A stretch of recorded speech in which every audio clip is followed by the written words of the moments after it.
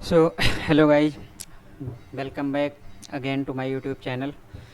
सो जैसा कि मैंने पहले भी बताया है, इस लेक्चर सीरीज में हम एनसीईआरटी क्लास 10th के मैथमेटिक्स के बारे में पढ़ रहे हैं। तो इस वीडियो लेक्चर में हम चैप्टर 8 जो कि ट्रिग्नोमेट्री चैप्टर है उसके बारे में पढ़ेंगे।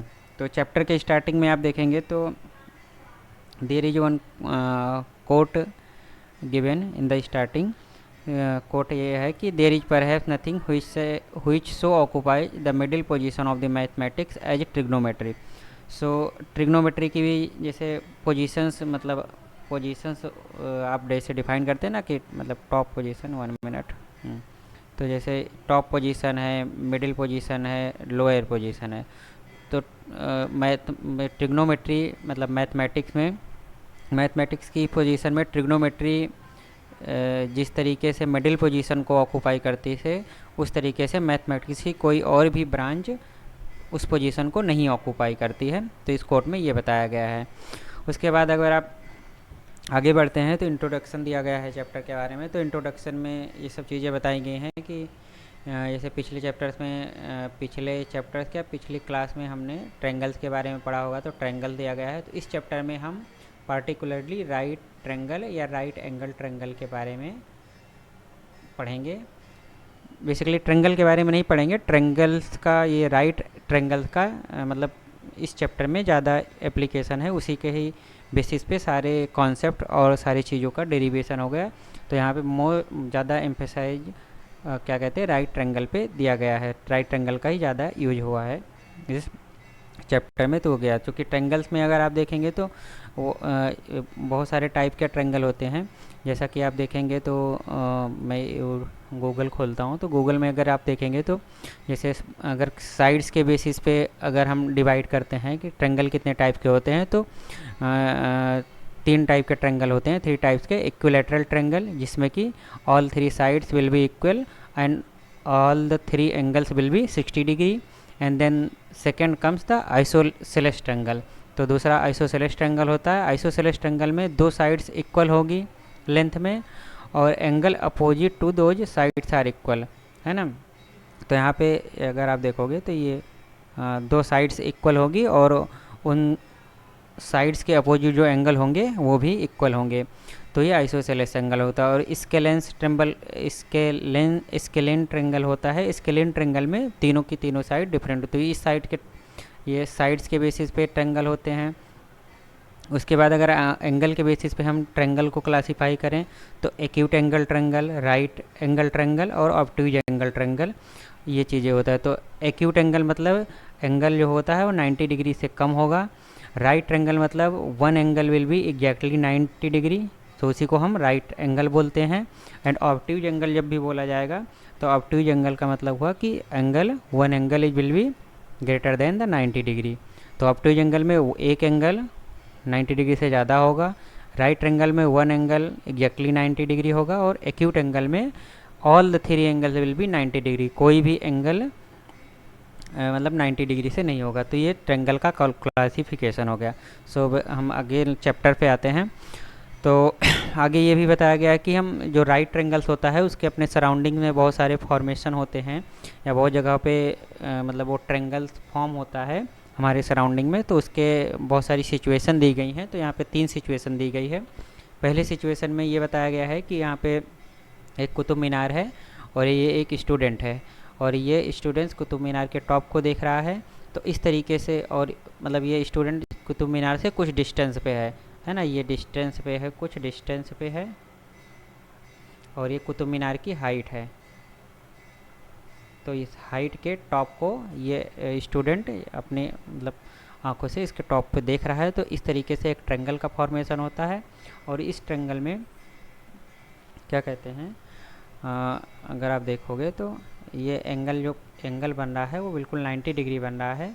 तो ये राइट ट्रायंगल हुआ। ओके, सो आगे बढ़ते हैं। तो इसमें दूसरा सिचुएशन ये दिया गया है कि कर लो। ओके, सो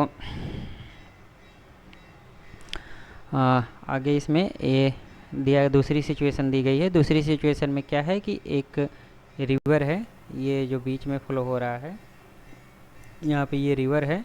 रिवर के एक साइड ये एक घर है, और घर में एक लड़की अपने घर के बालकनी में खड़ी हुई है, और रिवर के दूसरे साइड पे एक टेंपल है।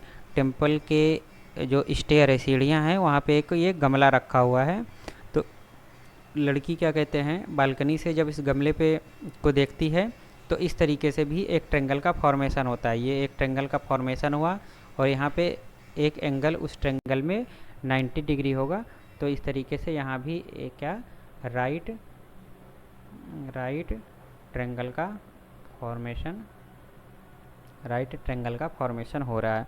तो ये दूसरी सिचुएशन हो गई। उसी तरीके से आप देखोगे तो यहाँ पे तीसरी सिचुएशन भी दी गई है कि एक हॉट एयर बलून उड़ रहा है, और एक गर्ल्स क्या कहते हैं उस हॉट एयर बलून को यहाँ पे ऊपर देख रही है। यहाँ पे देखोगे तो ये हॉट एयर बलून हो गया, और ये गर्ल्स है, लड़की है जो कि अपने पेरेंट्स के साथ जा रही है। तो जब हॉट एयर बलून को ये ए पोजीशन पे है तब यहाँ पे देख रही है, तो उस समय भी एक ये ट्रेंगल का फॉर्मेशन हो रहा है। उस ट्रेंगल में एक एंगल 90 डिग्री है।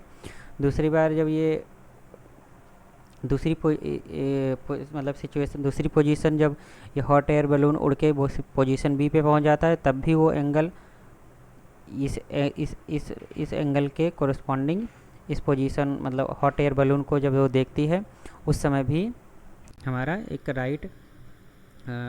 राइट एंगल ट्रेंगल का फॉर्मेशन होता है। तो यहाँ पे देखोगे तो ये एंगल 90 डिग्री है, तो यहाँ पे भी राइट ट्रेंगल का फॉर्मेशन हो रहा है।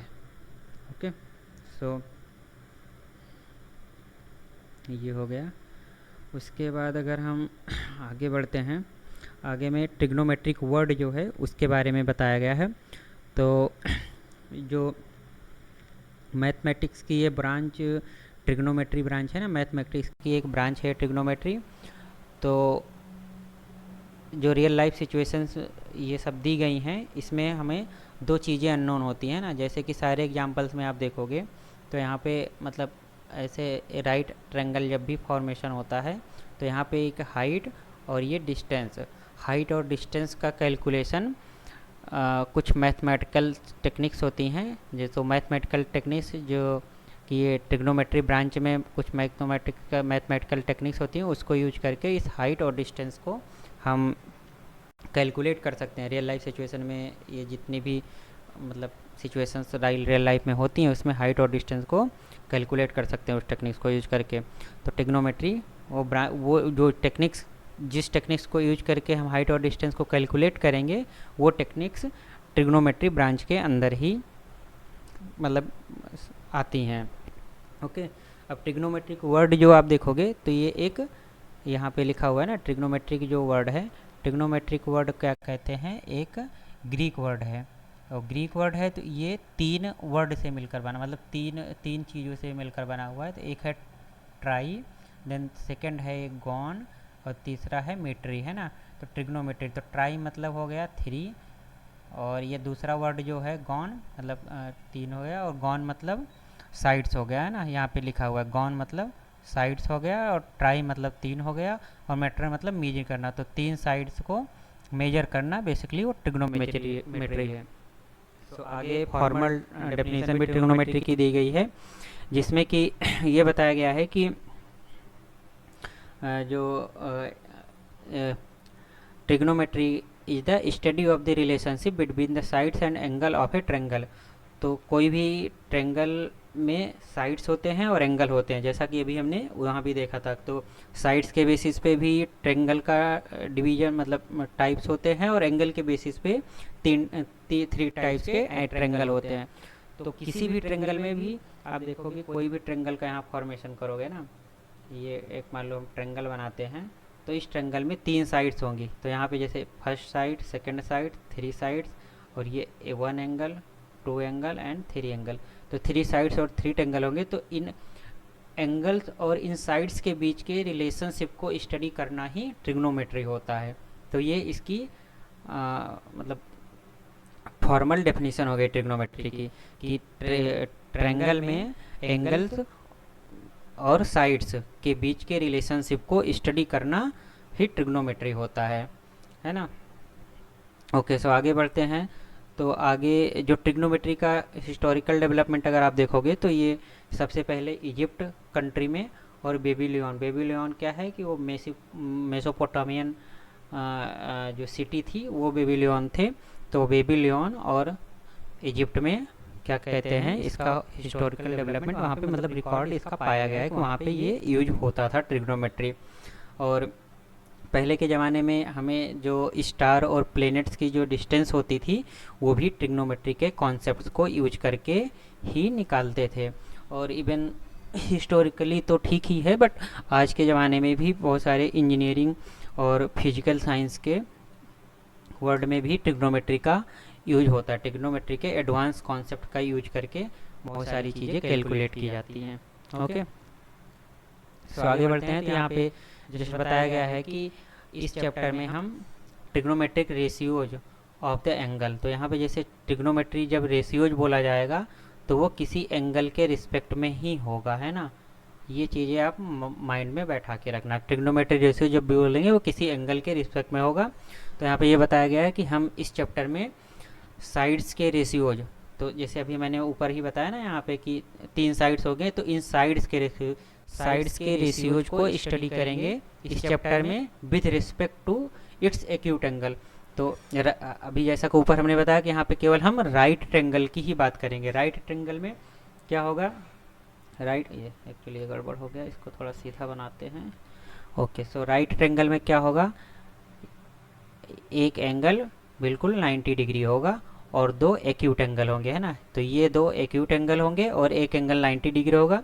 तो एक्यूट एंगल के रिस्पेक्ट में इस ट्रायंगल के साइड के रेशियोज को इस चैप्टर में हम कैलकुलेट करेंगे, फाइंड मतलब स्टडी करेंगे।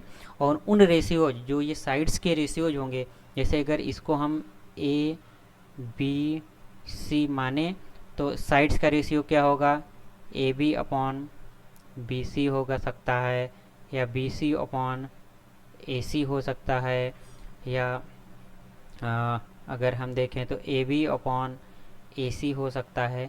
तो ये सब साइड्स के रेशियोज हो गए इस ट्रायंगल में। तो इन साइड्स के रेशियोज को हम किसके एक्यूट एंगल के रिस्पेक्ट में पढ़ेंगे, ना कि राइट एंगल के, है ना। ना राइट एंगल ना ऑब्ट्यूज एंगल, जबकि रेशियोज तो आप मतलब राइट एंगल और क्या कहते हैं ऑब्ट्यूज एंगल के रिस्पेक्ट में भी कैलकुलेट कर सकते हो ये रेशियोज को। बट क्या है कि इस चैप्टर में हम केवल एक्यूट एंगल के रिस्पेक्ट में ही इन साइड्स के रेशियोज को स्टडी करेंगे, और वो रेशियोज को हम trigonometric ratios of that angle we will call it, है ना। सो हमारा डिस्कशन यहाँ पे एक्यूट एंगल तक का ही वो सीमित रहेगा। एक मिनट, ओके।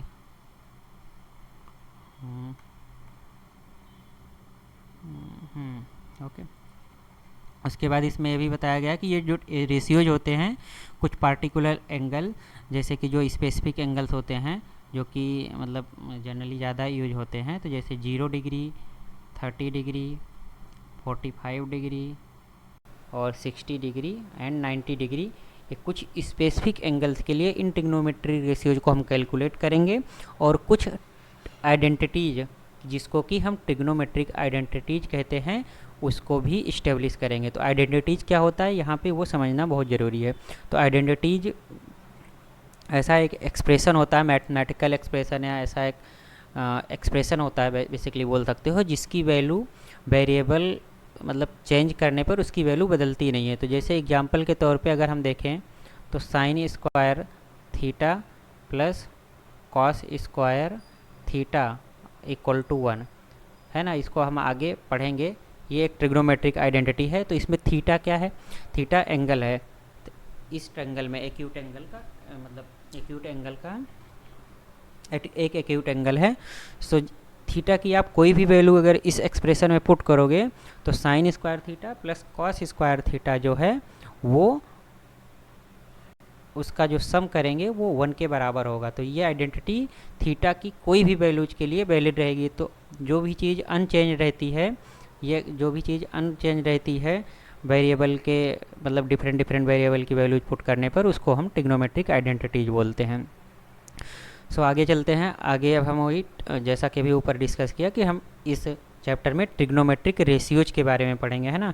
ट्रिग्नोमेट्रिक रेशियोज को विद रिस्पेक्ट टू, वो भी किस में, राइट ट्रेंगल में, है ना, ये लिखा हुआ है राइट ट्रेंगल में हमें ट्रिग्नोमेट्रिक रेशियोज को स्टडी करना है और with respect to the acute angle, है ना। सो अब आगे इसमें आप देखोगे तो यहाँ पे एक राइट ट्रेंगल का फॉर्मेशन, मतलब एक राइट ट्रेंगल दिया गया है, triangle A B C figure 8.4 में। तो इसमें कुछ टर्मिनोलॉजीज होती हैं वो हम समझ लेते हैं। तो इस ट्रेंगल में जो भी सबसे लॉन्गेस्ट, राइट ट्रेंगल में जो सबसे लॉन्गेस्ट साइड होगी उसको हाइपोटेनस बोलते हैं। और एंगल, अब जो अगर एक जो एंगल कंसिडरेशन में है तो यहाँ पे for the time being angle C A B, ये वाला एंगल जो है ये कंसिडरेशन में है। तो इसके जो अपोजिट एंगल होगा उसको हम side opposite to the angle A बोलते हैं। इस एंगल के अपोजिट जो साइड होगी उसको side opposite to the angle A बोलेंगे। तो side opposite to the angle A. और इस एंगल के एडजेसेंट मतलब बिल्कुल बगल में, जैसे ये एंगल है तो इसके बगल में जो साइड है उसको side adjacent to angle A बोलेंगे। तो साइड एंगल ए के अपोजिट जो साइड होगी उसको side opposite to the angle A बोलेंगे। उस साइड के बगल में जो साइड, मतलब उस एंगल के बगल में जो साइड होगी उसको side adjacent to the angle बोलेंगे। और जो सबसे लॉन्गेस्ट साइड होगी उसको हम हाइपोटेनस बोलेंगे। ओके, सो ये कुछ टर्मिनोलॉजीज हो गई जो कि राइट ट्रेंगल में होती हैं। अब यहाँ पे हमें इन साइड्स, जो अभी ये 3 साइड्स की बात की है हम ना, एक साइड्स क्या हो गई, अगर आप देखोगे तो एक साइड्स क्या हो गई, एक साइड AC हो गई, दूसरी साइड BC हो गई और तीसरी साइड AB हो गई। अब इन रेशियोज, इन साइड्स के रेशियोज, राइट ट्रेंगल में साइड्स के रेशियोज को स्टडी करना है with respect to acute angle, है ना। तो यहाँ पे एक एंगल राइट एंगल है, बाकी ये एंगल CAB और ये एंगल, ये 2 एक्यूट एंगल हैं। तो सबसे पहले हम एंगल A के रिस्पेक्ट में इन साइड्स के रेशियोज को कैलकुलेट करेंगे, है ना, इस एग्जांपल में, मतलब यहाँ पे आगे। तो जैसा कि ये सब दिया गया, side opposite to the angle A और hypotenuse of the right triangle and side adjacent to the angle A. Triangle में, राइट ट्रेंगल में क्या होता है वो हमने अभी ऊपर समझाया, तो वो यही चीज़ हो गया। उसी तरीके से अगर आप एंगल C को कंसिडरेशन में लेते हो, है ना, यहाँ पे अगर आप एंगल C को कंसिडरेशन में लेते हो तो इसके अपोजिट जो साइड होगी वो ये हो गई। तो ये side opposite to the angle C हो गया। और इसके एडजेसेंट में ये BC वाली साइड हो गई, तो side adjacent to the angle C हो गया। और जो लॉन्गेस्ट साइड AC है वो हाइपोटेनस हो गया, है क्या। सो ये चीज़ हो गया। तो मतलब आप कौन सा एंगल को कंसीडरेशन में ले रहे हो, कौन से एक्यूट एंगल को, मतलब राइट एंगल में, राइट ट्रेंगल में कौन से एक्यूट एंगल को आप कंसीडरेशन में ले रहे हो, उसके हिसाब से रेशियोज डिफाइंड होंगे।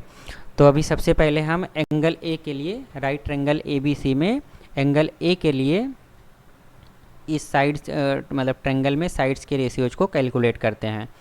तो यहाँ पे आगे चलते हैं।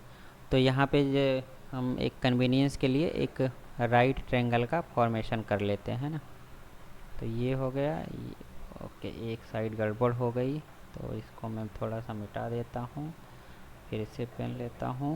ओके ओके, देन दिस, है ना। तो ये 90 डिग्री हो गया, ये A हो गया, B वर्टेक्स हो गया और ये C वर्टेक्स हो गया।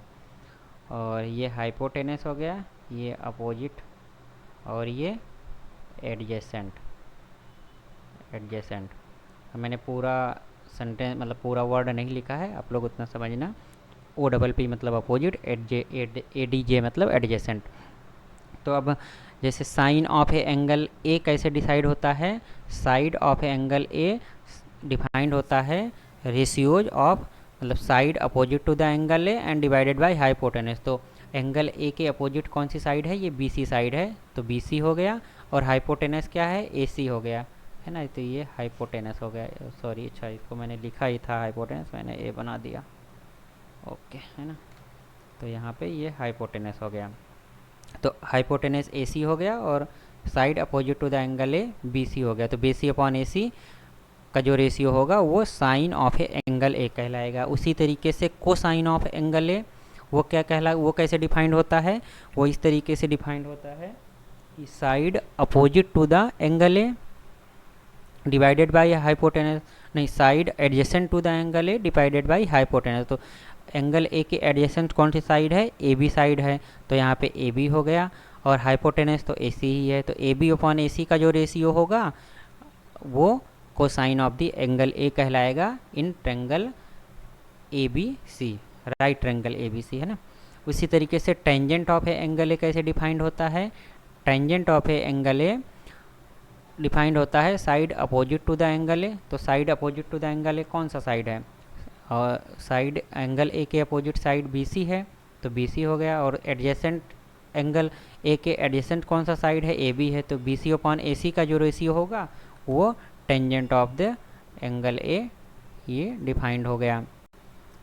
अब अगर ये जो पहले तीन रेशियोज हैं, साइन, कोसाइन एंड टेंजेंट, है ना, अगर ये तीनों रेशियोज हमें पता हैं तो अदर थ्री जो रेशियोज होते हैं फॉर राइट ट्रेंगल वो हम क्या कहते हैं? उन्हीं तीन रेशियो जो पहले कैलकुलेट किए, साइन, कोसाइन एंड टेंजेंट, उससे ही कैलकुलेट कर सकते हैं, क्योंकि बाकी के तीन जो रेशियोज होंगे वो उन तीन रेशियोज के रेसिप्रोकल ही होंगे। रेसिप्रोकल मतलब उसका उल्टा होगा। तो जैसे अगर हम देखें तो कोसेकेंट ऑफ एंगल ए कैसे डिफाइंड होगा? साइन ऑफ जो एंगल ए है उसका उल्टा, है ना, वो कोसेकेंट हो जाएगा। उसी तरीके से सेकेंड ऑफ एंगल ए क्या होगा? कोसाइन जो होता है वो कोसाइन ऑफ एंगल ए जो होगा उसका रिवर्स हो जाएगा, उसका उल्टा सेकेंड हो जाएगा। उसी तरह से कोटेंजेंट क्या हो जाएगा ऑफ एंगल ए? टेंजेंट जो कैलकुलेट किया है पहले उसी का रिवर्स हो जाएगा, रेसिप्रोकल हो जाएगा। तो साइन, कोसाइन और टेंजेंट ये तीनों चीज़ें पता हैं तो कोसेकेंट, सेकेंड एंड कोटेजेंट हम कैलकुलेट कर सकते हैं। तो उसी को जस्ट यहाँ पे ये पुट करके ये रेशियोज निकाल दिया। तो कन्वीनियंस के लिए एक को मैं थोड़ा ड्राइव कर देता हूँ जिससे आप लोगों को पता रहे। और जो एक चीज़ और माइंड में रखना कि कौन किसका रिवर्स होता है, तो साइन का जो रिवर्स होता है या रेसिप्रोकल होता है वो कोसेक होता है, कोसेकेंट।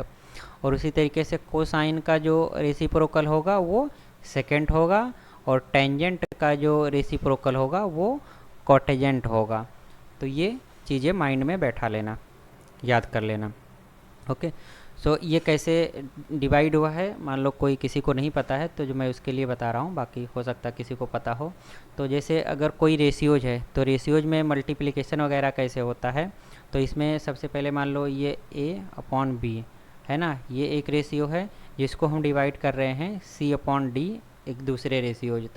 तो इसमें जो ऊपर का रेशियो होता है, ऊपर के टर्म में जो दोनों ऊपर के मतलब टर्म में जो दोनों नंबर्स होते हैं तो उसको पहला 1 मान लो, b को हमने 2 मान लिया, c को 3 मान लिया और इसको 4 मान लिया। तो जब ये मल्टीप्लाई होता है मतलब या इसको जब सॉल्व करते हैं या इसको जब सिंप्लीफाई करते हैं तो फर्स्ट वाला फोर्थ के साथ मल्टीप्लाई हो जाता है। तो यहाँ पे जब फर्स्ट वाला फोर्थ के साथ मल्टीप्लाई होगा तो ad हो जाएगा। उसी तरीके से जो सेकेंड वाला होता है वो थर्ड वाले के साथ मल्टीप्लाई हो जाता है, तो यहाँ पे वो cd हो जाएगा। तो आप जब देखेंगे तो इसको ad अपॉन cd ऐसे आ जाता है ना, ad अपॉन bc, सॉरी ये मैंने यहाँ पे गड़बड़ कर दिया है, ये b हो जाएगा और यहाँ पे भी cb ही हो जाएगा। तो पहला वाला फर्स्ट वाला एक मिनट, सो फर्स्ट वाला जो है वो फोर्थ के साथ मल्टीप्लाई हो जाएगा और सेकंड वाला थर्ड के साथ मल्टीप्लाई हो जाएगा, वैसे करके यहाँ पे लिख। तो उसी तरीके से जब यहाँ पे देखोगे तो एक मिनट यार, इसी तरीके से यहाँ तो पे आप देखोगे, रुको थोड़ा सा ये गड़बड़ हो गया है, ओके। इसी प्रकार जब आप यहाँ पे देखोगे तो 1 ऊपर था और नीचे क्या था? साइन ऑफ एंगल है। साइन ऑफ एंगल है अगर आप ऊपर से देखोगे तो BC अपॉन क्या है? BC अपॉन AC, ओ सॉरी ये गड़बड़ हो गया थोड़ा, मैं इसको सही कर देता हूँ। BC अपॉन AC है। अब वो जो 1 लिखा हुआ है 1 को हम 1/1 लिख सकते हैं, राइट, है ना। 1 को 1/1 लिख, चूँकि 1 में 1 से डिवाइड करेंगे तो वही रहेगा। और नीचे BC अपॉन AC है। तो इसमें सब जैसा कि अभी हमने वहाँ पे बताया, पहला टर्म ये हो गया, दूसरा टर्म ये हो गया, तीसरा टर्म ये हो गया और चौथा टर्म ये हो गया। तो अभी हमने आगे क्या बताएगा फोर्थ वाला फर्स्ट के साथ मल्टीप्लाई होगा, तो फर्स्ट के साथ फोर्थ, तो AC में 1 से मल्टीप्लाई करेंगे तो AC ही आएगा, 1 में किसी से मल्टीप्लाई करो तो वही नंबर हो जाता है ना। और सेकंड वाला थर्ड के साथ मल्टीप्लाई होगा, वो बताया था, तो BC को भी 1 से मल्टीप्लाई करोगे तो BC हो जाएगा। तो यहाँ पे ये रेशियो AC अपॉन BC आ गया। तो सिमिलरली इसी कॉन्सेप्ट पे आप वो करके देखोगे तो ये कोसेकेंट, सेकेंट एंड कोटेजेंट, ये तीनों अदर 3 ट्रिग्नोमेट्रिक रेशियोज हमें मिल जाएगा। अब क्या है कि ये जो कोसेकेंट और सेकेंट एंड कॉन्टेजेंट है और साइन, कोसाइन, टेंजेंट है, ये सब मतलब लॉन्ग वर्ड, लॉन्ग टर्म हो जाते हैं। तो इसको क्या है, इसका एक एब्रीवेटेड सिंबल होता है, वो चीज़ यहाँ पे बताया गया है। तो जैसे अगर आप देखोगे तो यहाँ पे एक मिनट, जैसे ये है, हमने क्या पढ़ा था, साइन ऑफ एंगल ए। अब इसको एब्रीवेटेड मतलब, इस एब्रीवेटेड मतलब संक्षिप्त रूप में, संक्षिप्त रूप में इसको क्या लिखेंगे, साइन ऑफ एंगल ए, है ना। तो ये साइन ऑफ एंगल ए लिखे, साइन ऑफ एंगल ए को साइन ए लिख देंगे तो उसका मतलब वही होगा। तो ये एब्रीवेटेड मतलब संक्षिप्त रूप है ये सब का, साइन का, कोसाइन का।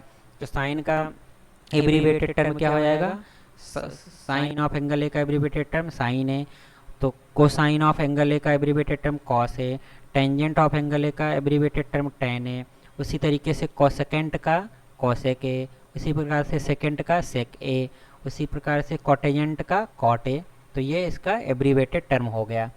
ओके, सो और जो अभी हमने बताया कि रेसिप्रोकल्स होते हैं, मतलब पहले जो 3 हैं, 3 sine, cosine and tan, sine, cosine and tan, वो प्राइमरी रेशियोज हो गए और उन्हीं का रेसिप्रोकल से ही कोसेक और सेक और कॉटे मिल जाएगा। तो वही चीज़ यहाँ पे रखा गया है। तो ये बेसिक हो गया। इसके अलावा एक इम्पॉर्टेंट चीज़ और दिया गया है जो कि आगे न्यूमेरिकल्स में या ट्रिग्नोमेट्री में कहीं भी बहुत ही फ्रीक्वेंटली यूज होता है, तो ये चीज़ आपको याद रखना है। तो जैसे tan a का जो रेशियो है उसको sin a और cos a के टर्म में कैसे डिनोट करते हैं वो लिखा गया है। तो यहाँ पे tan a जैसे हमें पता है, ऊपर के फिगर से आप देखोगे तो BC अपॉन AB वो tan a हो जाता है। ओके, सो BC अपॉन AB एक रेशियो है। तो किसी भी रेशियो में अगर सेम नंबर से, मतलब ऊपर के ये नॉमिनेटर हुआ और ये डिनोमिनेटर हुआ, तो नॉमिनेटर में अगर से एक नंबर से और डिनोमिनेटर में भी उसी सेम नंबर से डिवाइड करते हैं तो वो रेशियो अनचेंज रहता है। तो इसको एग्जांपल के लिए अगर आप देखोगे तो जैसे मान लो ये 4 है और ये 3 है। अब मान लो हम 4 को 2 से डिवाइड करते हैं और 3 को भी हम 2 से डिवाइड करते हैं, तो ये जो रेशियो होगा अभी उसी मल्टीप्लिकेशन रूल जो बताया कि फर्स्ट वाला फोर्थ के साथ मल्टीप्लाई होगा तो 4 इंटू 2, और डिवाइडेड सेकेंड वाला थर्ड के साथ मल्टीप्लाई होगा तो 2 इंटू थर्ड। अब इसमें इसको सॉल्व करोगे तो ये कैंसिल हो जाएगा, 2 2 तो 4/3। तो पहले जो रेशियो था वही रेशियो है। तो किसी भी रेशियो के नॉमिनेटर और डिनोमिनेटर को अगर हम सेम नंबर से मल्टीप्लाई करते हैं या सेम नंबर से डिवाइड करते हैं तो वो रेशियो अनचेंज रहेगा। तो उसी तरीके, उसी लॉजिक को यूज करते हुए हम यहाँ पे BC अपॉन AB जो कि हमारा एक रेशियो था उसमें AC से डिवाइड कर दिया। सिमिलरली डिनोमिनेटर को भी हमने AC से डिवाइड कर दिया तो ये रेशियो अनचेंज रहा। अब BC अपॉन AC ऊपर देखोगे तो ये रेशियो साइन A होता है, उसी और AB अपॉन AC का जो रेशियो होता है वो कॉस A होता है। तो tan A को आप बेसिकली क्या कर सकते हैं, tan A को sin A और cos A के टर्म में ऐसे डिनोट कर सकते हैं ना, cos A। तो ये आपका ये हो गया।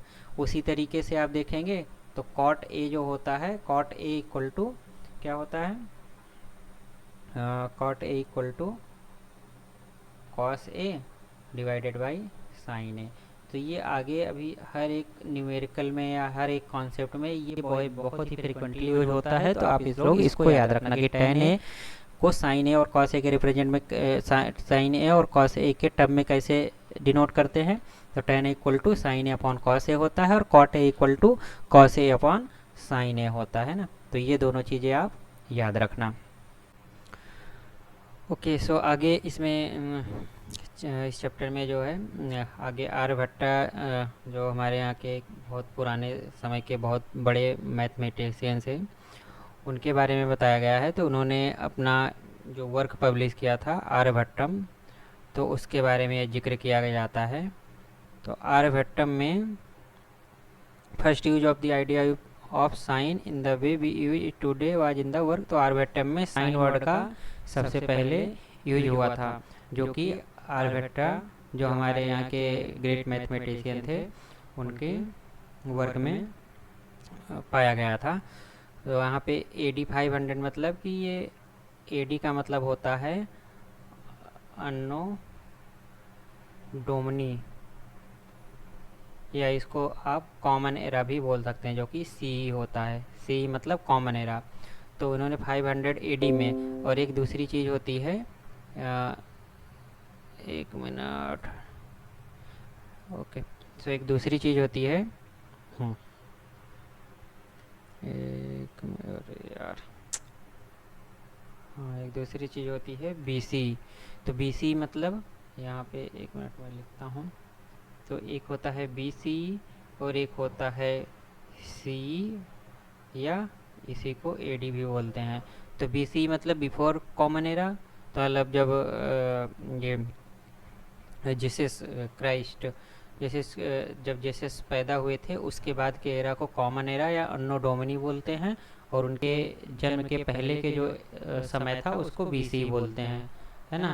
तो ये दो चीज़ें होती है। तो 500 AD में उन्होंने अपना आर्यभट्टम में ये साइन वर्ड का एप्लीकेशन आर्यभट्टा जी ने किया था।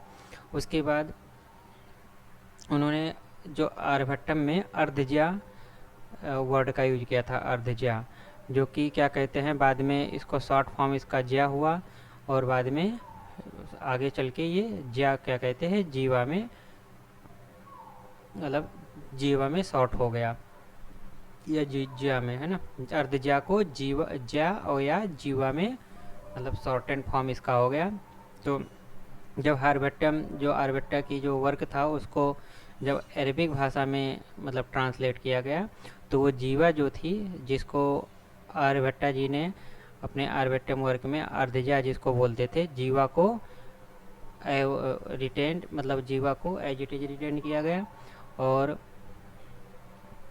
इसको क्या कहते हैं, जब ये मतलब जब अरबिक भाषा में इसका ट्रांसलेशन किया गया तो जीवा को साइनस मतलब जीवा के कोरिस्पॉन्डिंग जो अरबी भाषा में जो वर्ड होता है वो साइनस होता है, तो ये ट्रांसलेट करके साइनस बन गया।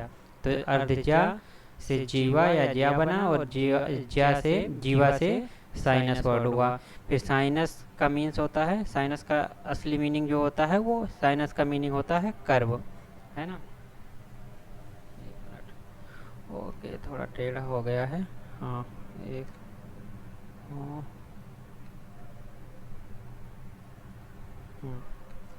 तो और फिर साइनस वर्ड क्या कहते हैं, जाके साइन यूज हुआ लैटिन वर्ड में जब इसका आगे ट्रांसलेशन किया गया। तो पहले अरबिक में ट्रांसलेशन किया गया तो ज्या या जीवा जो थी वो साइनस बन गया, और बाद में जब उसी का लैटिन में ट्रांसलेशन किया गया तो जो साइनस वर्ड था वो साइन बन गया। तो साइन एक लैटिन वर्ड है, ये आप याद रखना।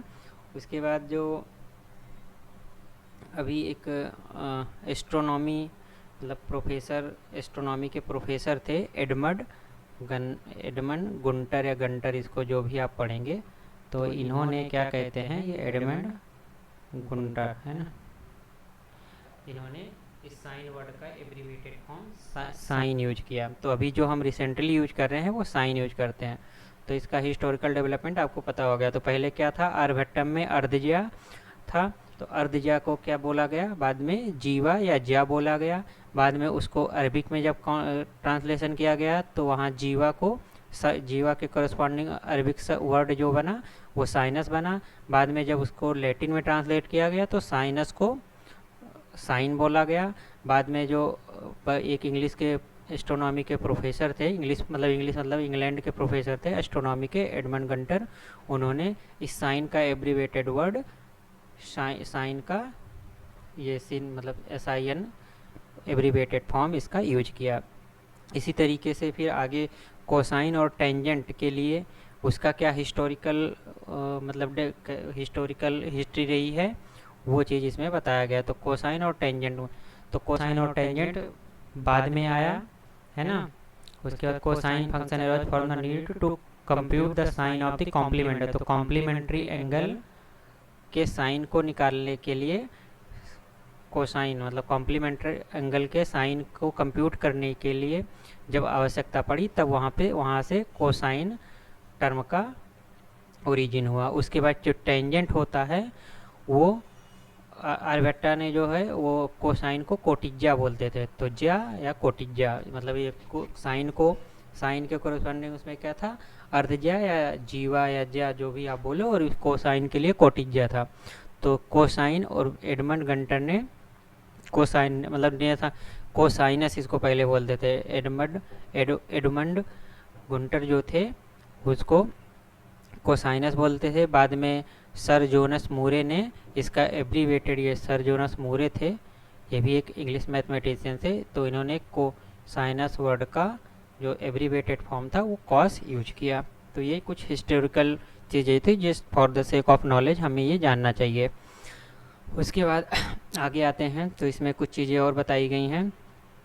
इसमें ये लिखा गया रिमार्क में, रिमार्क वाले पॉइंट थोड़ा इंपॉर्टेंट पॉइंट होते हैं, तो ये हमें हमेशा माइंड में बैठा के रखना चाहिए, मतलब याद कर मतलब समझ लेना चाहिए एक तरीके से। तो इस रिमार्क में ये लिखा गया है the symbol sine A is used as an abbreviation for the sine of angle A.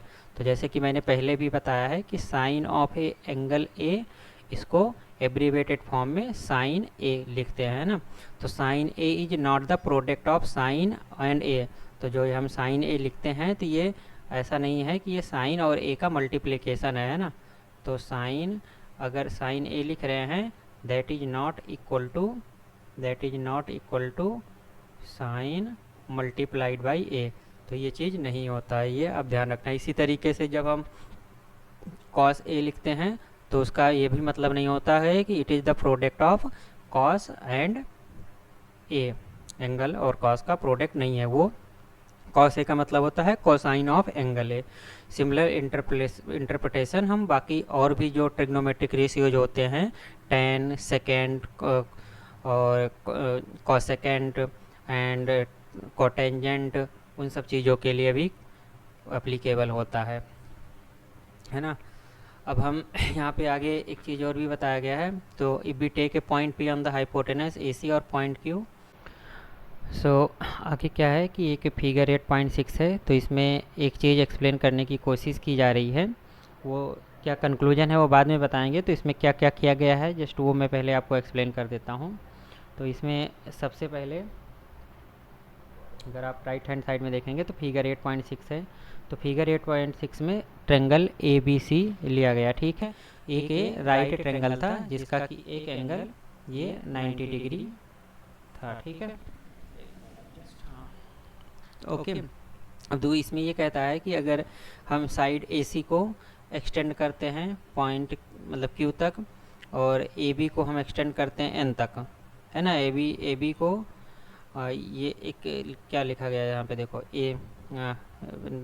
If we take a point P on the hypotenuse A C और a point Q on the extended, मतलब अगर extend करके एक point Q लिया, वो ए C hypotenuse था, है ना, है ए सी हाइपोटेनस था, तो उस पर हाइपोटेनस पे एक पॉइंट पी को कंसीडर किया गया, या इसी ए सी को एक्सटेंड करके एक पॉइंट यहाँ पे क्यू मिला। उसी तरीके से ये भी दोबारा ये बोल रहे हैं कि अब P और Q से हम AB पे परपेंडिकुलर ड्रा करते हैं, तो यहाँ पे क्या बोला है कि P से हमने जब AB पे परपेंडिकुलर ड्रा करेंगे तो ये एक परपेंडिकुलर ड्रा किया, मतलब ये एंगल 90 डिग्री रहेगा। उसी तरीके से जब Q से AB पे हम परपेंडिकुलर ड्रा करेंगे तो AB की लेंथ तो यहीं पे है, तो हमें AB को भी एक्सटेंड करना पड़ेगा। तो जो एक्सटेंडेड लाइन AB की होगी जब Q से परपेंडिकुलर ड्रॉ करेंगे तो वो AB को एन पॉइंट पे मतलब इंटरसेक्ट करेगा, तो ये एंगल भी 90 डिग्री होगा क्योंकि ये हम परपेंडिकुलर ड्रॉ करते हैं। तो इस तरीके से अब हमारा क्या कहते हैं, तीन ट्रेंगल इसमें फॉर्म हुआ है। यहाँ पे कितने ट्रेंगल फॉर्म हुए, तीन ट्रेंगल फॉर्म हुए। एक ट्रेंगल, एक ये है ट्रेंगल PAM, ठीक है, अभी लिखने में नहीं टाइम बर्बाद करते हैं। एक angle triangle P A M होगा, और एक ट्रेंगल जो ओरिजिनली हमने लिया था ए बी सी ये, और एक ट्रेंगल क्यू ए एन। तो हमारे पास 3 ट्रेंगल हो गए। तो अब वो बोल रहा है कि जो ट्रिग्नोमेट्रिक रेशियोज एंगल ए के लिए था, वो अगर हम ट्रेंगल पी ए एम को कंसीडर करते हैं तो, और जब ट्रेंगल ए बी सी को कंसीडर करते हैं, और जब ट्रेंगल क्यू ए एन, तीनों ट्रेंगल को कंसीडर करेंगे, तो उस केस में जो trigonometric ratios for angle A होगा, क्या वो अलग होगा या सेम होगा? ये हमारा एक मेन क्वेश्चन है। तो इसी चीज़ को हमें देखना है ना कि अगर मतलब तीनों ट्रेंगल के लिए ये trigonometric ratios for angle A differ होगा या सेम रहेगा, तो वो चीज़ देखने। तो उसके लिए क्या किया गया है, अब इसमें हम जो लास्ट क्लास में, मतलब लास्ट ईयर, मतलब लास्ट क्लास में नहीं, क्लास 9th में और ट्रेंगल चैप्टर के अंदर सिमिलरिटी ऑफ द ट्रेंगल एक मतलब कॉन्सेप्ट था। तो उसमें हमने ये पढ़ा था कि मतलब उसमें 3 तरीके की सिमिलरिटी होती है ट्रेंगल में। तो एक मिनट थोड़ा आगे लेते हैं इसको। तो एक सिमिलरिटी होती है एंगल एंगल सिमिलरिटी, ए सिमिलरिटी या ट्रिपल एस सिमिलरिटी, जिसमें साइड साइड साइड सिमिलरिटी, और एक होता है साइड एंगल साइड सिमिलरिटी। तो इसका मतलब अगर आपको डिटेल में जानना है तो हमारा जो ट्रेंगल चैप्टर पे वीडियो है क्लास 9 से एनसीईआरटी के लिए, वो आप डिटेल में देख सकते हैं। बट अभी के लिए जो है हम यहाँ पे आपको ये जस्ट एक बता देते हैं कि अगर 2 ट्रेंगल सिमिलर तब होते हैं जब एक ट्रेंगल में 2 एंगल और दूसरे ट्रेंगल के 2 एंगल के कोरस्पॉन्डिंग एंगल, कोरस्पॉन्डिंग वर्ड यहाँ पे बहुत जरूरी है। तो एक ट्रेंगल में 2 एंगल अगर हम कंसीडर करते हैं कोई भी दो, वही उसके कोरस्पॉन्डिंग दूसरे ट्रेंगल में जो 2 और एंगल होंगे, अगर वो इक्वल हैं तो वो दोनों ट्रेंगल सिमिलर होंगे। उसी तरीके से अगर एक ट्रेंगल में हमारा तीनों साइड्स जो हैं वो दूसरे ट्रेंगल के तीनों साइड्स के अगर इक्वल हैं, तब भी वो दोनों ट्रेंगल सिमिलर होंगे। उसी तरीके से तीसरी क्राइटेरिया ये थी कि साइड एंगल साइड क्राइटेरिया। तो उसमें क्या है कि एक ट्रेंगल में अगर एक साइड और मतलब 2 साइड और उसके बीच का एंगल, तो साइड एंगल साइड, तो 2 एंगल 2 साइड के बीच में हमेशा एक एंगल होता है, ये पता होगा। तो अगर एक ट्रेंगल का एक साइड उसके बीच का, मतलब 2 साइड और उसके बीच का एंगल दूसरे ट्रेंगल के 2 साइड और उसके बीच के एंगल के इक्वल होगा, तब वो SAS सिमिलरिटी क्राइटेरिया के, मतलब दोनों ट्रेंगल सिमिलर होंगे SAS क्राइटेरिया को यूज करके। ओके, सो अब हम यहाँ पे सबसे पहले ट्रेंगल PAM ट्रेंगल CAB के सिमिलर है, ये चीज़ क्या कहते हैं, है कि नहीं है वो देखना है। तो यहाँ पे हम AA सिमिलरिटी क्राइटेरिया, जैसा कि हमने बताया ना कि 3 क्राइटेरिया होते हैं, AA, ट्रिपल एस और AS। तो यहाँ पे एंगल और एंगल सिमिलरिटी क्राइटेरिया यूज करके, तो हमने कौन कौन सा ट्रेंगल लिया है, ट्रेंगल PAM और ट्रेंगल CAB। तो यहाँ पे क्या है कि 2 एंगल कौन कौन से हैं, एंगल ABC में देखें, एक मिनट यार ये कर्सर नहीं चल रहा है, हाँ। अगर ट्रेंगल PAM में देखें तो एक एंगल A हो गया है ना, दूसरे ट्रेंगल ABC में भी ये एंगल A के बराबर हो जाएगा, दोनों में एंगल A है, एंगल A बराबर होगा। और ट्रेंगल PMA में अगर देखें तो ये एंगल 90 डिग्री है, angle PMA equal to angle, और यहाँ पे अगर देखें एंगल, मतलब ये सॉरी एंगल CBA, ये क्यों इक्वल है, क्योंकि ये दोनों एंगल 90 डिग्री है, इसलिए तो पहले ट्रेंगल का एक एंगल दूसरे ट्रेंगल के उसी कोरस्पॉन्डिंग एंगल के इक्वल है, और फिर पहले ट्रेंगल का दूसरा एंगल भी दूसरे ट्रेंगल के उसी कोरस्पॉन्डिंग एंगल के इक्वल है। तो यहाँ पे A सिमिलरिटी क्राइटेरिया को यूज करके हम ये कह सकते हैं कि दोनों ट्रेंगल सिमिलर हैं। अब वो दोनों ट्रेंगल अगर सिमिलर हैं तो हमारा क्या कहते हैं, इसमें अगर सिमिलर ट्रेंगल की प्रॉपर्टी का यूज करेंगे, तो 2 ट्रेंगल अगर सिमिलर हैं तो corresponding sides of the triangles are proportional, ये एक मतलब उसी चैप्टर में आप देखोगे, जब डिटेल में आप अगर पढ़ोगे उसका वीडियो देखोगे तो उसमें बताया गया कि अगर दो ट्रायंगल सिमिलर हैं तो उनके कोरस्पॉन्डिंग साइड्स का, जो ट्रायंगल के कोरस्पॉन्डिंग साइड्स होते हैं वो प्रोपोर्शनल होते हैं। तो अगर अब प्रोपोर्शनल साइड्स हुए तो अगर यहाँ पे कौन सा दो ट्रायंगल था, ऐसे बना था ना, ये क्या था, यहाँ पे मैं ड्रॉ ही कर देता हूँ कन्वीनियंस के लिए, ये परपेंडिकुलर था, ये ए था, उसी तरीके से ये क्या था, ये सी बी और ए, है ना। अगर आप वो दोनों ट्रायंगल को यहाँ पे जो फिगर में ना, दोनों ट्रायंगल को मैंने अलग कर दिया, ए बी सी और पी एम ए को अलग अलग ड्रॉ कर दिया। तो अब यहाँ पे कोरस्पॉन्डिंग साइड्स क्या होंगे, कोरस्पॉन्डिंग जैसे पीएम के कोरस्पॉन्डिंग ये वाली साइड होगी बी सी, एम के कोरस्पॉन्डिंग कौन सी साइड होगी, ए बी साइड्स होगी, है ना। दो लाइन मतलब ये जैसे यहाँ दो लाइन है तो यहाँ दो लाइन, तो ये इसके कोरस्पॉन्डिंग है, यहाँ सिंगल लाइन तो ये इसके कोरस्पॉन्डिंग, और यहाँ पे अगर मैंने 3 लाइन ड्रॉ किया तो ये इसके कोरस्पॉन्डिंग है। तो कोरस्पॉन्डिंग साइड्स प्रोपोर्शनल होते हैं। तो प्रोपोर्शनल मतलब क्या हुआ कि A M upon A B, तो ये साइड इसके कोरस्पॉन्डिंग है, इसका जो ये किसके प्रोपोर्शनल होगा, ए पी अपॉन ए सी के। उसी तरीके से एम पी क्या होगा, बी सी के प्रोपोर्शनल होगा, है ना। तो ये सिमिलरिटी ऑफ द ट्रायंगल्स की प्रॉपर्टीज होती है। तो यहाँ पे उस प्रॉपर्टीज को यूज करके ये रेशियो लिखा गया है। ये कैसे आया ये आपको पता चल गया। अब अगर आप अभी जो हमने ऊपर क्या पढ़ा है, अभी हमने ऊपर पढ़ा कि इसके पहले जो कॉन्सेप्ट पढ़ा था कि ट्रिग्नोमेट्रिक रेशियोज एंगल ए का निकालने के लिए। तो अगर हम एंगल ए के साइन रेशियो, साइन ट्रिग्नोमेट्रिक मतलब साइन ए की वैल्यू निकालते हैं, तो वहाँ पे उसी फॉर्मूले का यूज करके आप अगर right triangle P M A को यूज, पी एम में ही लिखा ना, हाँ, पी एम ए को यूज करते हो, सो साइन ए की value M P upon B C हो जाएगी।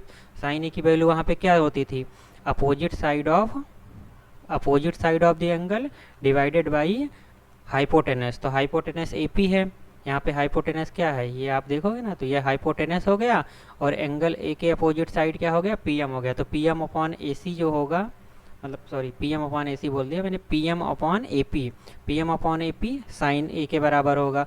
उसी तरीके से अगर ट्रायंगल ए बी सी मिलोगे तो ट्रायंगल और थोड़ा ऊपर कर लेता हूँ, हाँ, तो ट्रायंगल ए के मतलब एंगल ए के अपोजिट साइड क्या होगा, ट्रायंगल मतलब ये चीज़ जो रेशियो आया है वो right triangle A B C को जब आप कंसीडर करोगे, ओके, तो ये चीज़ आएगी।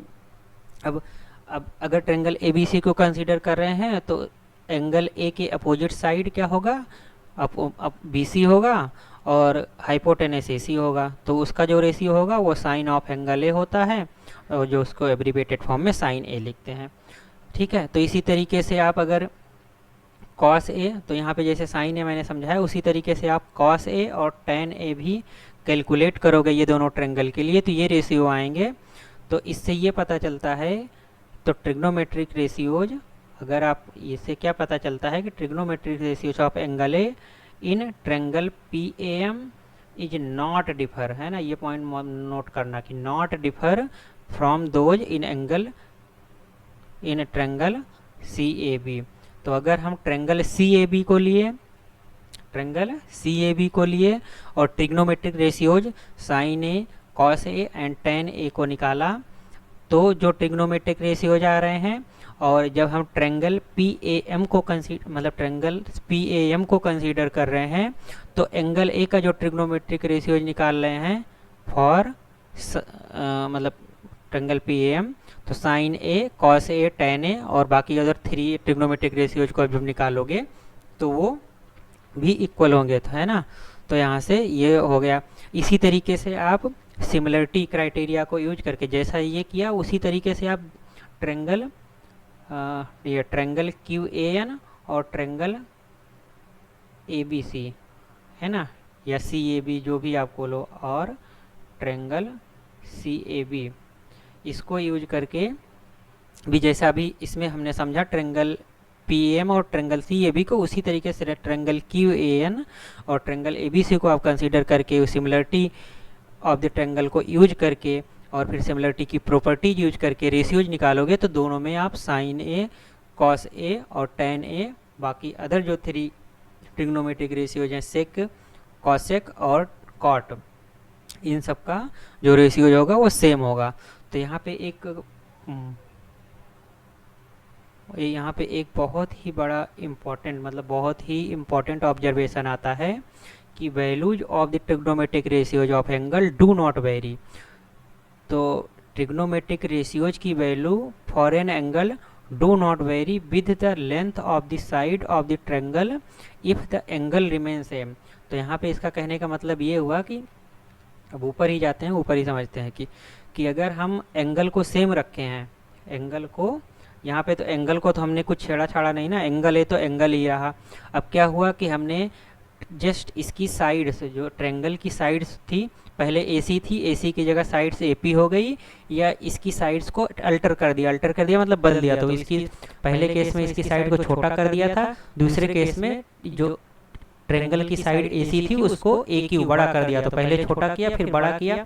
तो अगर ट्रायंगल की साइड्स को आप अल्टर करते हो तो उससे ट्रिग्नोमेट्रिक रेशियोज में कोई फर्क नहीं पड़ता है, बशर्ते कि वो एंगल नहीं चेंज होना चाहिए, है ना। तो ये इम्पोर्टेंट कॉन्सेप्ट हो गया इसके लिए। तो आप अगर किसी भी राइट ट्रायंगल के लिए उसके साइड्स की लेंथ को एक्सटेंड करते हो या शॉर्ट करते हो तो उसके ट्रिग्नोमेट्रिक रेशियोज में कोई फर्क नहीं पड़ेगा, वो नहीं बदलेंगे जब तक कि वो एंगल, है ना, जिस एक्यूट एंगल के लिए ट्रिग्नोमेट्रिक रेशियोज का कैलकुलेट किया गया वो एंगल सेम है।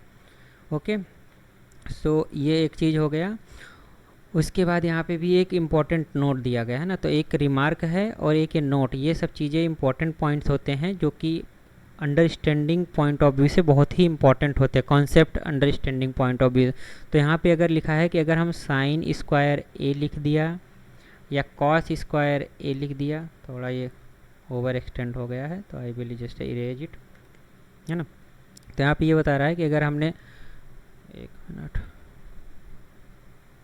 पेन एक्टिव कर लेते हैं, तो यहाँ पे अगर हमने साइन स्क्वायर A लिखा है या कॉस स्क्वायर A लिखा है in place of sine square A cos square, तो साइन स्क्वायर A जब भी होता है उसको हम साइन स्क्वायर A के तरीके से लिख सकते हैं। तो ये अगर है साइन A का होल स्क्वायर मतलब साइन A का स्क्वायर, तो इसको ऐसे लिखते हैं, है ना, रिस्पेक्टली। तो इसमें आपको कन्फ्यूजन है, जब भी इस अगर ऐसे साइन स्क्वायर A लिखा तो इसका मतलब यही होता है कि साइन A का स्क्वायर होता है।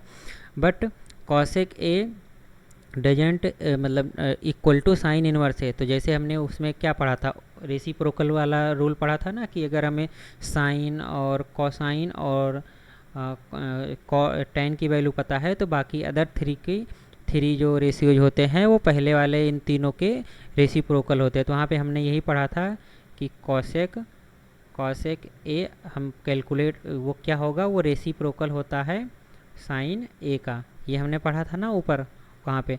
तो इसी को आप आगे कैसे लिख सकते हो कि साइन A को जब ऊपर ले जाते हैं तो इसका इन्वर्स ये -1 आ जाएगा, है ना। ये पूरा साइन A का मतलब इन्वर्स हुआ है। और जबकि ये एक और इसमें आप आगे पढ़ोगे तो एक और कॉन्सेप्ट होता है साइन इन्वर्स A। तो ये एक अलग चीज़ होती है जिसके बारे में हम आगे समझेंगे, बट ये दोनों चीज़ें इक्वल नहीं होती हैं। साइन A का इन्वर्स और साइन इन्वर्स A, इसको पढ़ेंगे साइन A का इन्वर्स और ये हो गया साइन इन्वर्स A, ये दोनों चीज़ें इक्वल नहीं होती। तो ये भी आप माइंड में याद रखना है ना। तो जैसा कि हमने बताया कि इसको साइन इन्वर्स A पढ़ेंगे और इसका साइन A का इन्वर्स पढ़ेंगे, है ना। और सिमिलरली इसी तरीके से आप अगर अदर ट्रिग्नोमेट्रिक रेशियोज की बात करते हो तो यहाँ पे जैसे कॉस, अगर कॉस को ले लिया जाए तो कॉस A का व्हिच विल बी मतलब हाई दूसरे को व्हिच का, तो आगे क्या लिखा, similar convention hold for the other. तो अदर ट्रिग्नोमेट्रिक रेशियोज के लिए भी वही चीज़ होता है। तो अगर cos inverse 1 it is not equal to cos inverse of A, ये कॉस लिखा हुआ है ना, थोड़ा लिखने में जगह का वो था तो ऐसे लिख दिया। तो अदर ट्रिग्नोमेट्रिक रेशियोज के लिए भी जो हमने ये कॉन्सेप्ट समझा ये होल्ड करता है। और यहाँ पे जो ग्रीक लेटर एक थीटा क्या होता है, हमेशा A की जगह पे हम जो एंगल A लिख रहे हो उसको हमें कभी कभी हम या आगे हो सकता है बहुत सारे एग्जाम्पल में वो थीटा से डिनोट करे, तो थीटा एक ग्रीक लेटर होता है जिससे कि एंगल को डिनोट किया जाता है।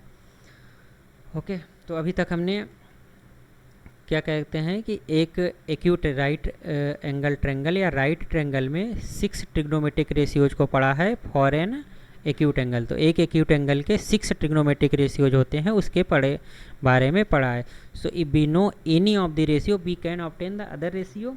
ये क्वेश्चन मार्क के साथ पूछा है कि अगर हमने 6 ट्रिग्नोमेट्रिक रेशियोज हैं, ठीक है, तो 6 ट्रिग्नोमेट्रिक रेशियोज में से 6 ट्रिग्नोमेट्रिक रेशियोज कौन है, जस्ट रिवाइज कर लेते हैं। एक हो गया साइन, फिर हो गया क्या कॉस ए, फिर हो गया tan ए, उसके बाद सेक ए, उसके बाद कॉसेक ए। बेसिकली हमें यहाँ पहले कॉसेक लिखना चाहिए था और यहाँ पे इसको रुको, जिससे कि हमें याद करने में आसानी रहे, है ना।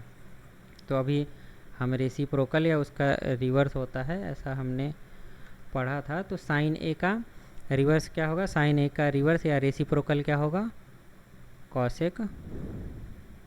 कॉसेक ए, कॉस ए का रेसिप्रोकल क्या होता है, सेक ए।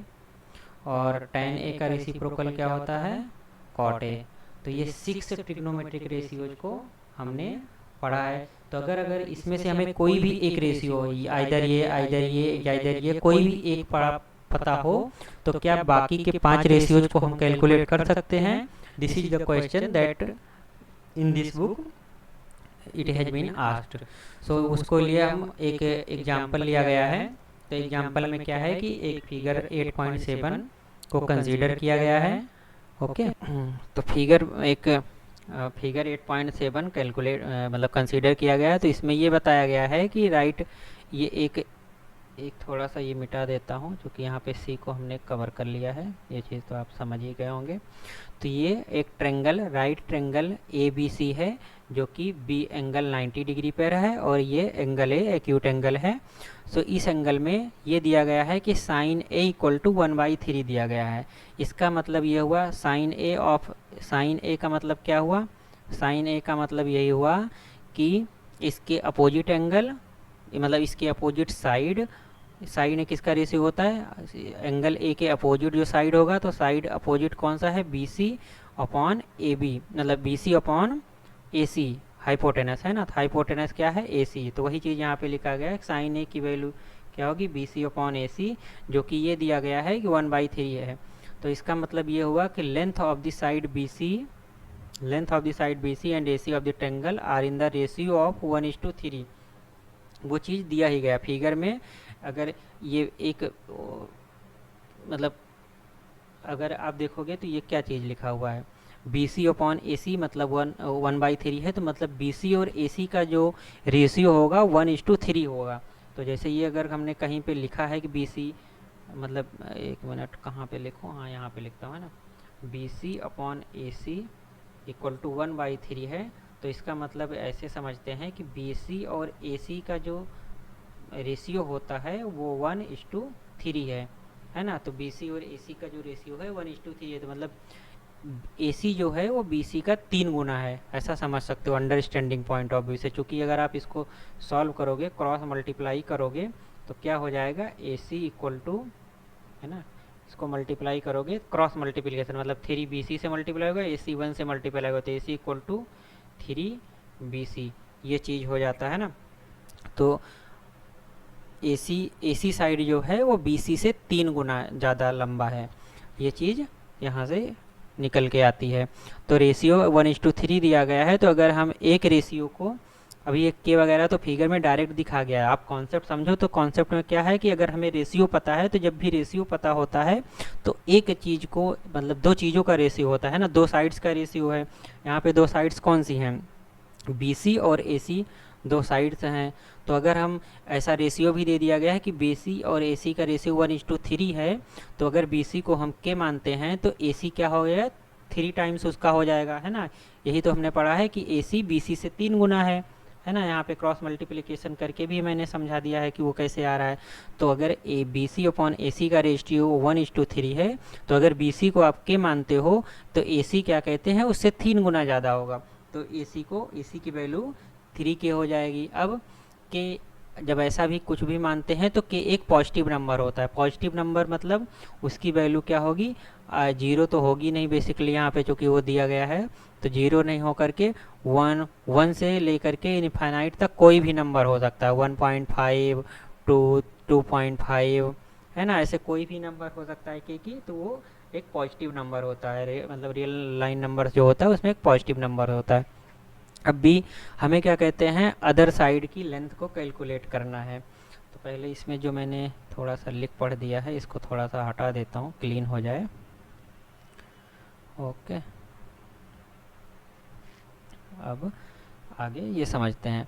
तो अब ये हमने to determine the trigonometric other ratios को निकालने के लिए हमें क्या है, ट्रिग्नोमेट्रिक रेशियोज हमेशा अगर तीनों साइड्स का हमें पता है तो तीनों साइड्स का मतलब रेशियोज होता है। किसी केस में बी सी अपॉन ए सी होगा, किसी में ए बी अपॉन ए सी होगा, या किसी में B C upon A B होगा। तो हमें बी सी की वैल्यू पता हो गई, ए सी की वैल्यू पता हो गई 3 के तो नहीं पता है, के तो एक कोई पॉजिटिव इंटीजर है, वो हम बाद में देखेंगे, वो मैटर भी अभी नहीं करेगा, अभी आपको आगे पता लगेगा। अब दूसरी साइड हमें ए बी पता होनी चाहिए, तो ए बी को हम कैसे कैलकुलेट करेंगे, अब हमें हमारे लिए वो एक मतलब वो एक नेक्स्ट हमारा टास्क है कि हमें ए बी को calculate. So we need to find, yes में आगे ये भी लिखा है, तो we need to find out the length of the third side A B. तो थर्ड साइड के लेंथ को हम पाइथागोरस थ्योरम से कैलकुलेट करेंगे। तो पाइथागोरस थ्योरम क्या होता है, जस्ट मैं यहाँ से थोड़ा सा एक्सप्लेन कर देता हूँ। तो पाइथागोरस थ्योरम में क्या है कि अगर ये कोई ट्रायंगल है ए बी और सी, है ना, ये ट्रायंगल क्या है A B C, Pythagoras theorem भी राइट ट्रायंगल के लिए ही एप्लीकेबल होता है। तो इसमें क्या होता है, एक हाइपोटेनस जो होता है, ये हाइपोटेनस, और इसको परपेंडिकुलर जो बोलते हैं, परपेंडिकुलर, ये परपेंडिकुलर का सिंबल, और ये बेस हो जाता है ना, ये बेस, हाइपोटेनस, और ये परपेंडिकुलर, परपेंडिकुलर, है ना। अब इसमें पाइथागोरस थ्योरम के अकॉर्डिंग क्या होता है कि हाइपोटेनस का जो स्क्वायर होता है, मतलब ए सी का square is equal to A B का square equal to B C का square.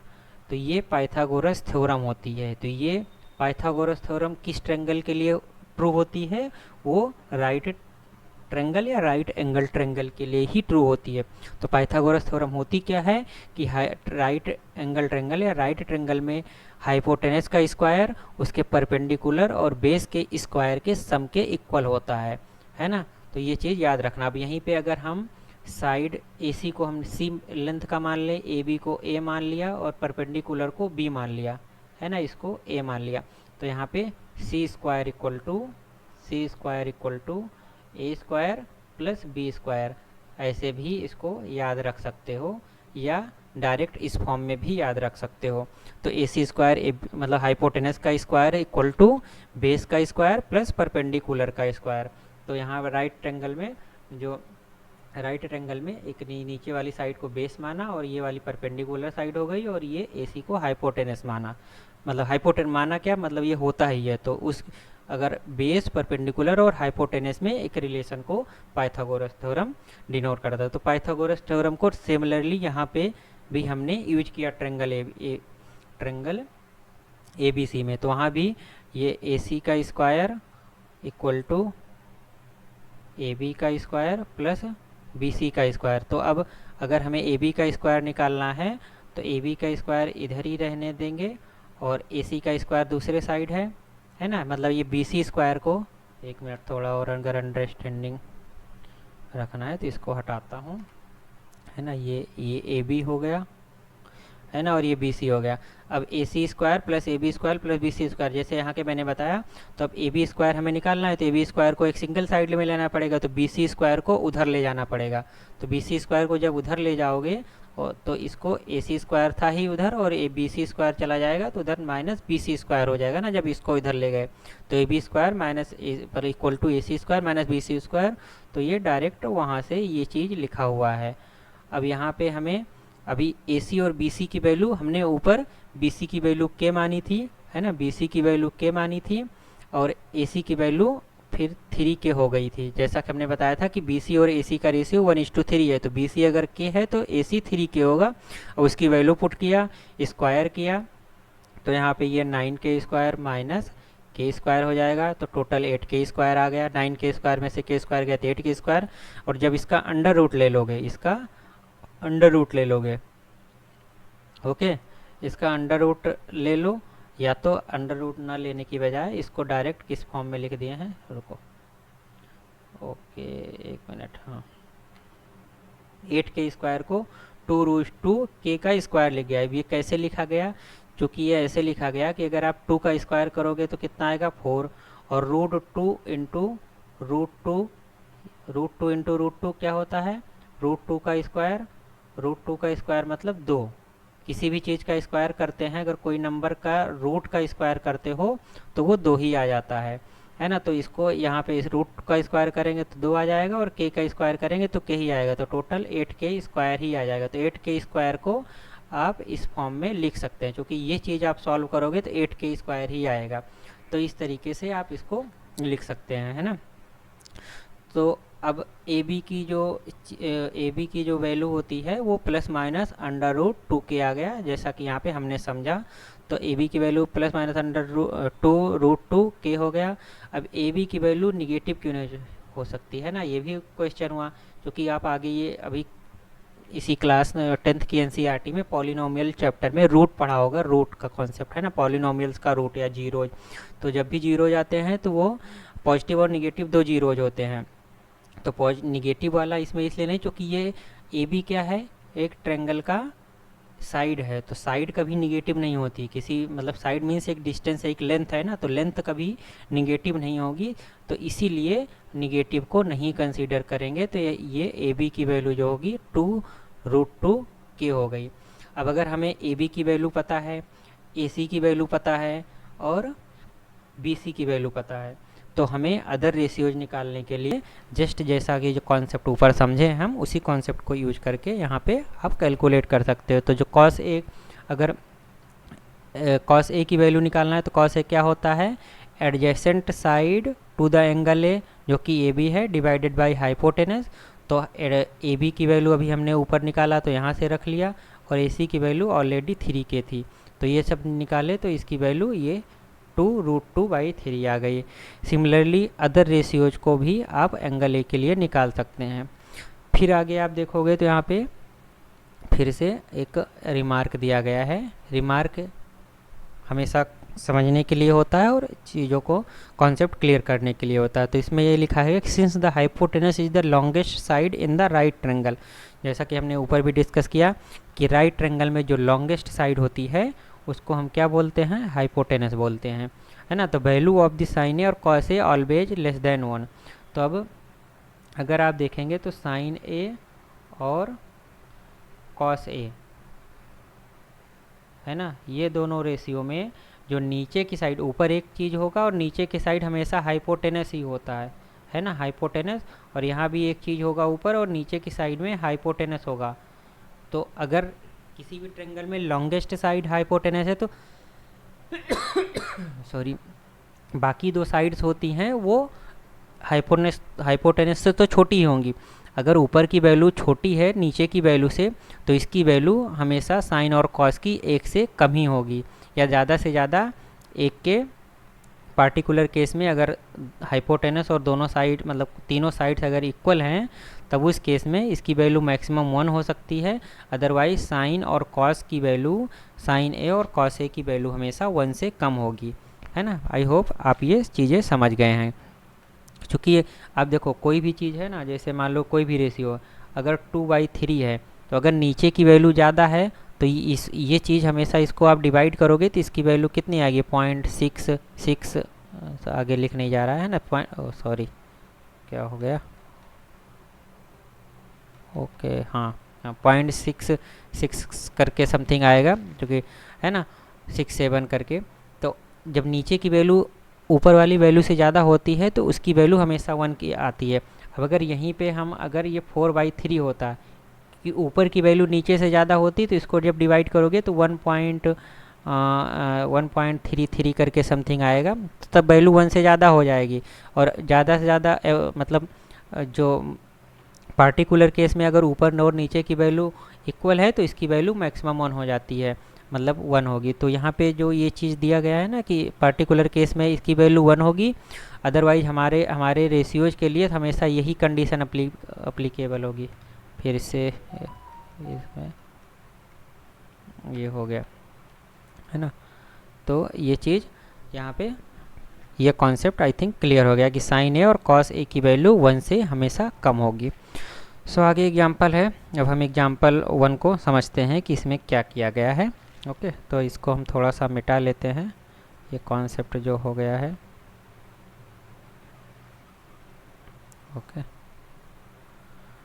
Okay so I hope आप लोगों को यहाँ तक समझ में आ गया होगा, है ना। ठीक है, ओके। हाँ, सो आगे इसमें एग्जांपल 1 दिया हुआ है। तो एग्जांपल 1 में दिया गया है कि tan a इक्वल टू 4/3 है। तो हमें अदर ट्रिग्नोमेट्रिक रेशियोज एक दे दिया गया है, तो मतलब 5 और बचे हैं ना। तो 5 अदर ट्रिग्नोमेट्रिक रेशियोज को हमें कैलकुलेट करना है फॉर द एंगल ए। तो एंगल ए इस एग्जांपल में फिगर 8.8 में ये दिखाया गया है ना। सो इसमें क्या है कि एक triangle, right triangle A B C लिया गया है और ये वाला बी वाला एंगल राइट एंगल है, यानी 90 डिग्री है। तो एग्जाम्पल मतलब देखने से आप देखो इसमें कैसे कैसे सॉल्व किया है, तो आपको आगे जो एक्सरसाइज में क्वेश्चन आंसर हैं उनको सॉल्व करने में हेल्प होगी। तो सबसे पहले एक triangle A B C draw किया है ना। ये ट्रेंगल ए बी सी यहाँ पर ड्रॉ किया। अब ये दिया गया है कि tan a इक्वल टू 4/3। तो tan a की वैल्यू क्या होगी, है ना। ये इस एंगल के लिए अगर आप निकालोगे, ये एंगल के लिए, तो tan a की वैल्यू क्या होगी, side opposite to the angle A divided by side adjacent to the angle है ना। यही तो, ऐसे ही तो tan a का रेशियो डिफाइंड होता था, जैसा कि हमने ऊपर पढ़ा था। तो opposite side opposite to the angle A क्या था, BC है, तो BC लिख दिया गया। और side adjacent to the angle A क्या है, AB है, तो AB BC अपॉन AB लिख दिया गया। और ये रेशियो ऊपर जो है हमारा 4/3 है, ऐसा दिया गया। तो यहाँ से हमारा क्या इन्फ्रेंस निकलता है कि BC और AB का जो रेशियो है वो 4:3 है। तो अगर हम एक रेशियो को, मतलब उसको, जैसा कि हमने पीछे भी वो ऊपर भी पढ़ा है कि एक को हम के मान लेंगे, क्योंकि रेशियो दिया है तो एब्सोल्यूट वैल्यू नहीं पता होती। एब्सोल्यूट वैल्यू, क्योंकि ये रेशियो है, तो रेशियो जैसे 4/3 है, तो अगर एक्चुअल में देखोगे तो मान लो BC की वैल्यू क्या है, BC की वैल्यू जस्ट एज्यूम है ना, BC की वैल्यू 12 है और AB की वैल्यू 9 है ना। ये भी हो सकता है, या BC की वैल्यू क्या कहते हैं 20 है एंड BC है ना, BC की वैल्यू 20 भी हो सकती है, या और AB की वैल्यू इस केस में 12 हो सकती है। तो इसका भी रेशियो आप निकालोगे तो क्या आएगा, है ना। एक मिनट, मैंने कुछ गड़बड़ कर दिया। हाँ, अगर ये 15 लोगे, ये 15 लोगे, तो इस केस में भी इसको 5 से डिवाइड करोगे तब भी इसका रेशियो 4 आएगा। और अगर जो पहला वाला हमने केस कंसिडर किया था, तो इसमें भी 3 से डिवाइड करोगे तो क्या आएगा, 4/3 आएगा। तो मतलब मेनी पॉसिबल वैल्यूज BC और AB की हो सकती हैं, जिसके के केस में मतलब उसका रेशियो 4/3 है। जैसा एक केस मैंने यहाँ पे ये है, इस केस में भी रेशियो 4/3 है, इस केस में भी रेशियो 4/3 है। तो अगर ऐसे इनफाइनाइट केस होंगे जिसमें कि BC और AB का रेशियो के है, चूँकि हमें एग्जैक्ट वैल्यू नहीं पता, हमें केवल रेशियो पता है, रेशियो ही पता है, तो इसीलिए हमें एक को किसी को मतलब के एक पॉजिटिव इंटीजर से, क्योंकि यहाँ पे आप देखोगे ना, तो इसमें मतलब 4/3 में किसी एक पॉजिटिव इंटीजर नहीं, पॉजिटिव नंबर से मल्टीप्लाई होगा, तो जो वैल्यू आएगी उसको हमें एज्यूम करना पड़ता है। तो BC को इसलिए हमें जब भी ऐसा आएगा तो एक को हमें एक को के टर्म में कंसीडर करना पड़ता। तो हमने यहाँ पे BC को 4K मान लिया, तो AB की वैल्यू क्या हो जाएगी, वो भी 3K हो जाएगी। क्योंकि अब इस केस में BC अपॉन AB का रेशियो आप देखोगे तो 4K डिवाइडेड बाई 3K, इसकी वैल्यू 4/3 ही होगी। अब के कैंसिल हो जाएगा। ओके, सो के अब इसमें क्या है कि अब BC और AB की वैल्यू हमें पता हो गई। तो अब इस ट्रेंगल में कौन सी साइड अननोन है, हमें AC की वैल्यू नहीं पता है। तो AC की वैल्यू नहीं पता है, तो AC की वैल्यू को हमें निकालने के लिए, जैसा कि हमने ऊपर भी पढ़ा था कि यहाँ पे वो फिगर फिर से ड्रॉ कर देता हूँ, जिससे कि थोड़ा आसानी हो अंडरस्टैंडिंग के लिए। तो ये चीज़ 4K था, ये चीज़ B है, ये C है और ये A है और ये 3K है। यहाँ तक हमने समझ गए थे। अब AC की वैल्यू हमें नहीं पता है, तो AC की वैल्यू हम जब भी पता है कि अगर दो साइड नोन है तो तीसरी साइड हम पाइथागोरस थ्योरम को यूज करके निकाल सकते हैं, जैसा कि ऊपर हमने समझा था, है ना, डिटेल में कि पाइथागोरस थ्योरम। तो राइट ट्रायंगल के लिए पाइथागोरस थ्योरम क्या होता है, हाइपोटेनस का स्क्वायर, है ना, तो ये हाइपोटेनस का स्क्वायर प्लस बेस का स्क्वायर प्लस परपेंडिकुलर का स्क्वायर। BC परपेंडिकुलर है AB पे, है ना, तो AB बेस हो गया और BC परपेंडिकुलर, तो परपेंडिकुलर का स्क्वायर प्लस बेस का स्क्वायर इक्वल टू हाइपोटेनस का स्क्वायर। तो AB एंड BC की वैल्यू हमें पता है, तो 4K और 3K हमने पुट कर दिया। इसको आप सॉल्व करके ऐड करोगे तो 25K स्क्वायर हो जाएगा। और जब इसका आप अंडर रूट लोगे, है ना, अंडर रूट लोगे तो अंडर रूट इसका 5 मतलब होल स्क्वायर क्या होगा, 25 का 5 हो जाएगा और K का K हो जाएगा, है ना, क्योंकि इसको आप 5K स्क्वायर ऐसे लिख सकते हो, है ना, AC स्क्वायर। तो AC square equal to 5K square, तो AC की वैल्यू मतलब 5K हो जाएगी। ओके, सो अब अगर हमें तीनों साइड पता है, यहाँ पे AC की वैल्यू क्या हो गई, AC की वैल्यू हमारा 5K हो गई, है ना, 5K हमने कैलकुलेट कर लिया। अब अगर हमें तीनों साइड्स पता है तो ट्रिग्नोमेट्रिक रेशियोज आसानी से हम निकाल सकते हैं। तो tan A ऑलरेडी दिया गया है, sin A क्या हो जाएगा, sin A side opposite to the angle A divided by hypotenuse, तो 4 और 4K अपॉन 5K, 4/5 हो जाएगा। उसी तरीके से cos A कैसे डिफाइंड होता है, side adjacent to the angle A, side adjacent to the angle A कौन सी, AB अपॉन हाइपोटेनस होता है, यही डिफाइन किया था 3K अपॉन 5K, तो ये रेशियो निकाल लिया, है ना। अब अगर हमने जैसे कि ऊपर बताया था कि अगर हमें साइन ए, कॉस ए और tan A ये तीन प्राइमरी ट्रिग्नोमेट्रिक रेशियोज पता है तो other 3 trigonometric ratios cot, cosec और सेक, ये तीनों का रेसी मतलब प्रोकल हो जाएगा। तो कॉट tan A का रेसी प्रोकल क्या होता है, ये कॉट, एक मिनट, है tan A का रेसिप्रोकल कॉट होता है।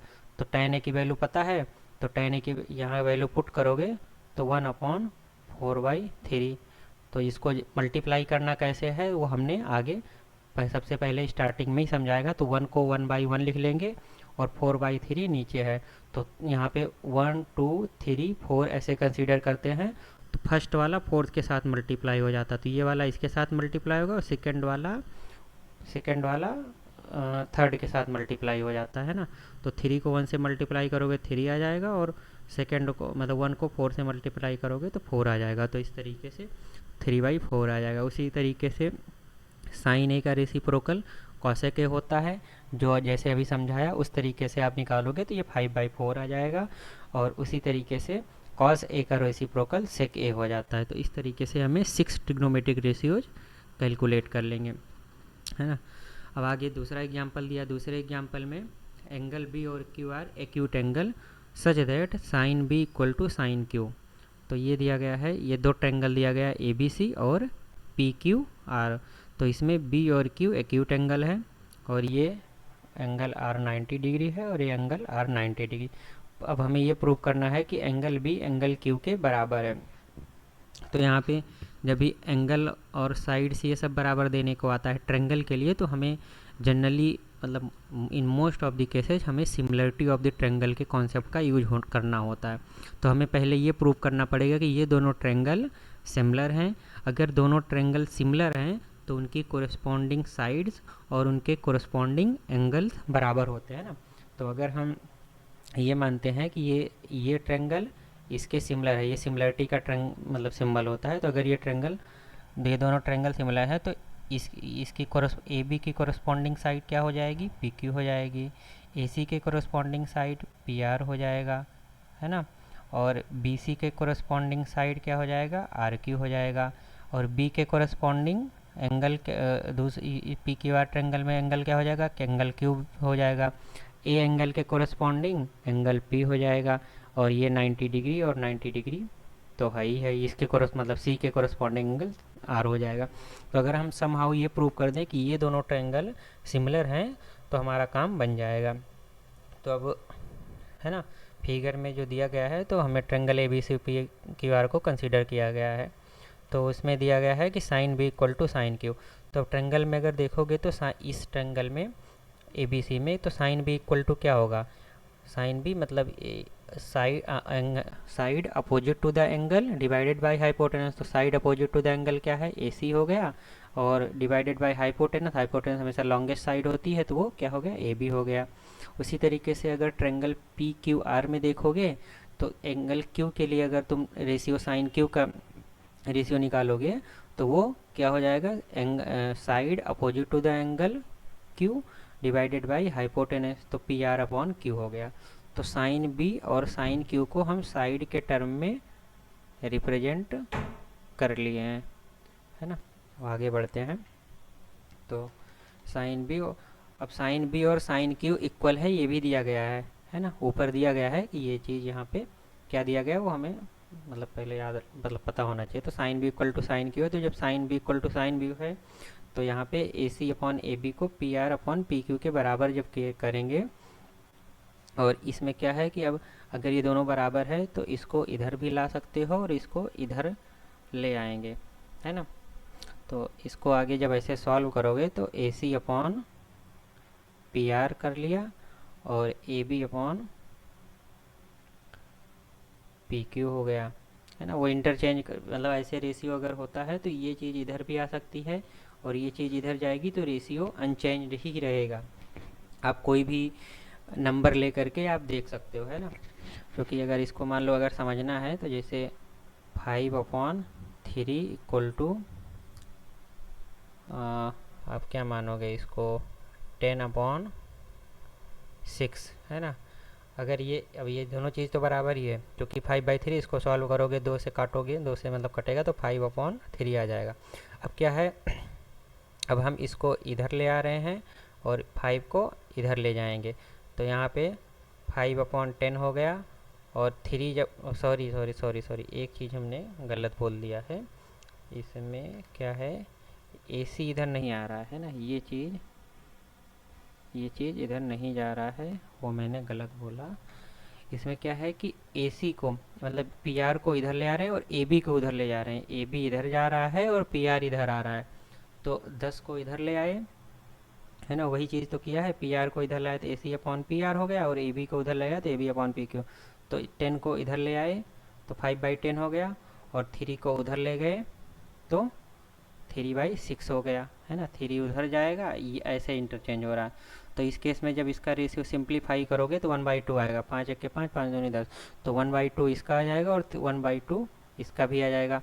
तो जो ये चीज़ बताया कि इसको रिवर्स करने से मतलब वो इंटरचेंज रहेगा रेशियो, मतलब रेशियो अनचेंज रहेगा, तो वो चीज़ होता है। उसी तरीके से आप ये चीज़ भी कर सकते हो ना, ये वाला इधर भी जाएगा तब भी रेशियो अनचेंज रहेगा, है ना। तब इतना समझ गए। तो जब आगे ये चीज़ लिख लिया तब ये रेशियो को, जैसा कि हमने ऊपर भी समझा, अगर कोई चीज़ का रेशियो दिया है तो रेशियो के लिए इनफाइनाइट नंबर्स हो सकते हैं ए सी और पी आर, जिसके के लिए रेशियो वैलिड हो। ए सी की इनफाइनाइट वैल्यूज हो सकती हैं, इसी तरीके से पी आर की भी इनफाइनाइट वैल्यू हो सकती है। तो इस रेशियोज के केस में हमेशा जैसे वहाँ भी ऊपर भी मतलब रहता था ना कि A C upon A B equal to 4/3, तो हम यहाँ पे ए सी को 4 के मानते थे, ए बी को 3 के मानते थे। तो इसी ये कैसे मानते थे, इसको अगर आप के मान लोगे ए सी अपॉन ए बी तो ए सी, है ना। तो ए सी को ए सी अपॉन ए बी अगर के है तो ए सी इक्वल टू के इंटू ए बी हो जाता है ना। तो इस तरीके से रेशियो जब भी दिया रहता है तो उसको के बार इक्वल टू एज्यूम करते हैं, क्योंकि हमें ए बी और पी क्यू की या किसी भी चीज़ की एब्सोल्यूट वैल्यू नहीं पता है, तो इसलिए उसको रेशियोज को के बराबर मानते हैं। जब वो के बराबर हो जाता है, अब हमें क्या है कि इसमें पाइथागोरस थ्योरम का यूज करना पड़ेगा। पाइथागोरस थ्योरम का क्यों यूज करना पड़ेगा, अब हमें ए सी ये क्या कहते हैं ए सी और पी आर पता है, A B upon P Q पता है, तो हमें यहाँ पे अदर रेशियोज भी पता मतलब सिमिलरिटी प्रूव करनी है ना। तो सिमिलरिटी प्रूव करने के लिए क्या करेंगे, अब जैसे A C upon P R क्या है, यहाँ से क्या पता चल रहा है, A C upon P R equal to A B upon P Q. तो A C upon P R, वो रुको यहाँ पे एक काम करते हैं, हम वो फिगर जो है ना ऊपर जो दिया गया है यहीं पे बना लेते हैं, तो अंडरस्टैंडिंग पॉइंट ऑफ व्यू से वो सही रहेगा। ओके, है ना। क्या दिया गया है,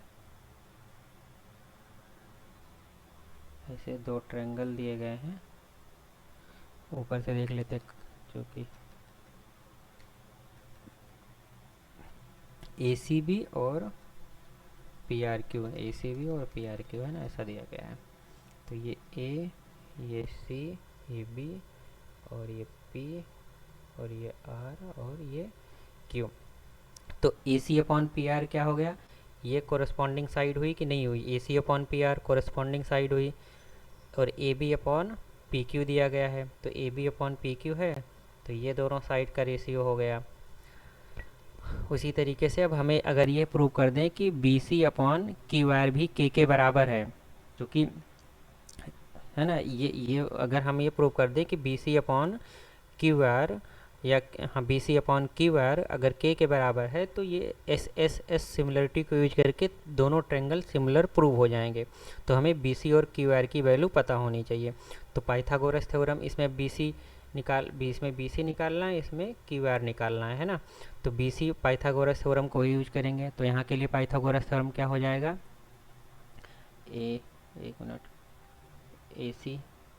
AC square equal to BC square plus AB square, यही होगा ना पाइथागोरस थ्योरम। अब अगर तुम्हें BC निकालना है तो AB स्क्वायर को इधर भेज दो, तो AB स्क्वायर, मैंने कुछ गड़बड़ कर दिया है I think, yes, okay, ABC है या ACB, अच्छा ABC है, ओके, हमने गलत नोटेशन कर दिया है, ट्रायंगल ऐसे नहीं बना है। Okay, I will make it again.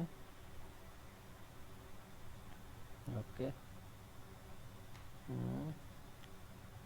ये ट्रायंगल ऐसे बना है, और ये B और ये C है, आई थिंक अभी हमने सही बनाया होगा, ABC, उसी तरीके से PQR होगा, ABC, और यहाँ भी एक मिनट, उसी तरीके से यहाँ भी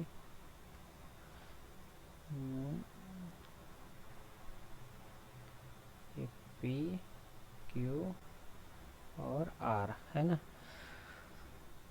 तो ये चीज़ तो जो सिमिलरिटी वाला बताया तो वो तो वैलिड रहेगा, है ना। AC इक्वल टू PR के बराबर है, और AB जो है वो PQ के बराबर हो गया। ये प्रूव यहाँ ऊपर से ये पता लग गया।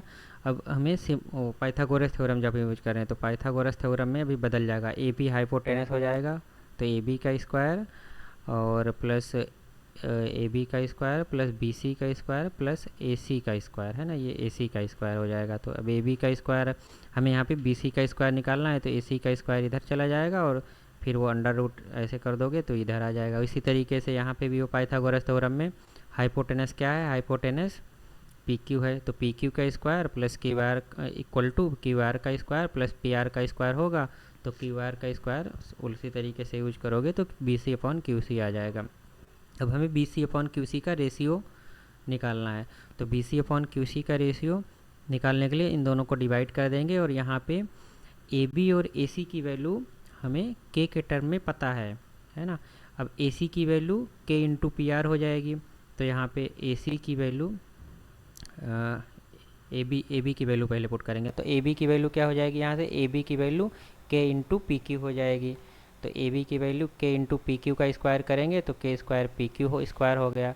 उसी तरीके से AC की वैल्यू क्या हो जाएगी, ऊपर देखोगे तो AC की वैल्यू यहाँ से AC upon PR equal to K है ना, तो AC की वैल्यू K इंटू PR हो जाएगी। या आई थिंक आपको समझ में आ गया ना कि AC upon PR equal to K है, तो AC की वैल्यू K इंटू PR हो जाएगी।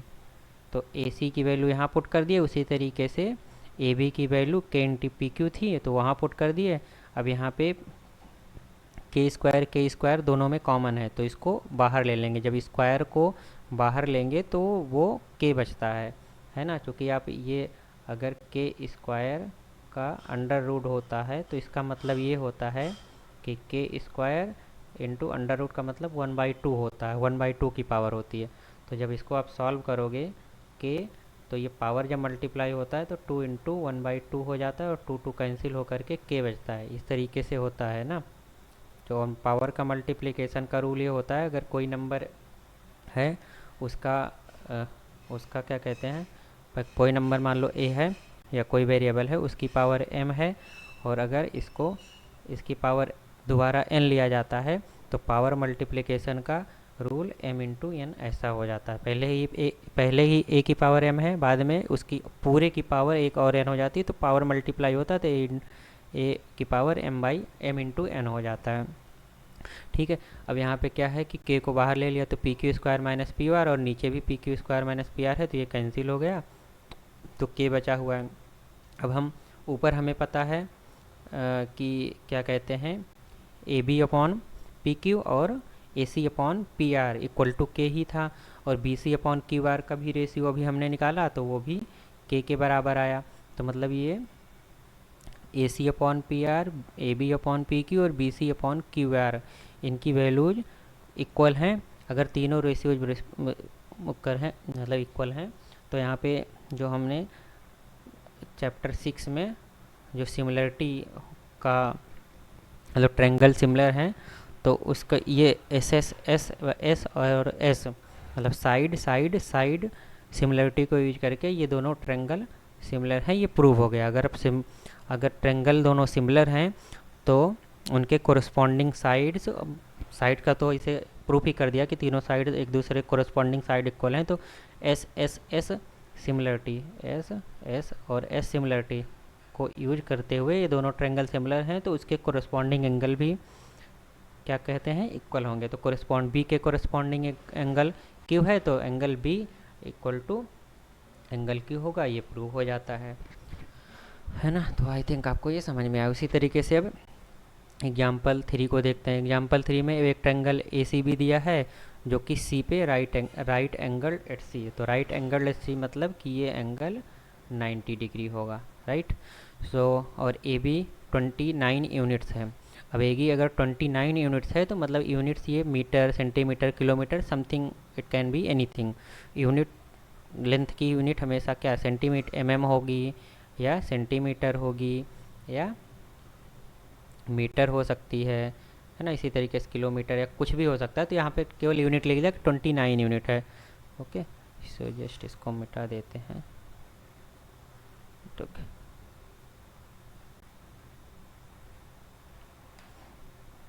तो ए बी की यूनिट 29 यूनिट है, बी सी की यूनिट 21 यूनिट है। ये 29 हो गया है, और बी सी 21 हो गया। और एंगल ए बी सी है, ये एंगल ए बी सी, जब भी बोलते हैं एंगल ए बी सी बीच में जो वैल्यू आती है वो है, उस पर एंगल होता है। तो angle A B C theta है।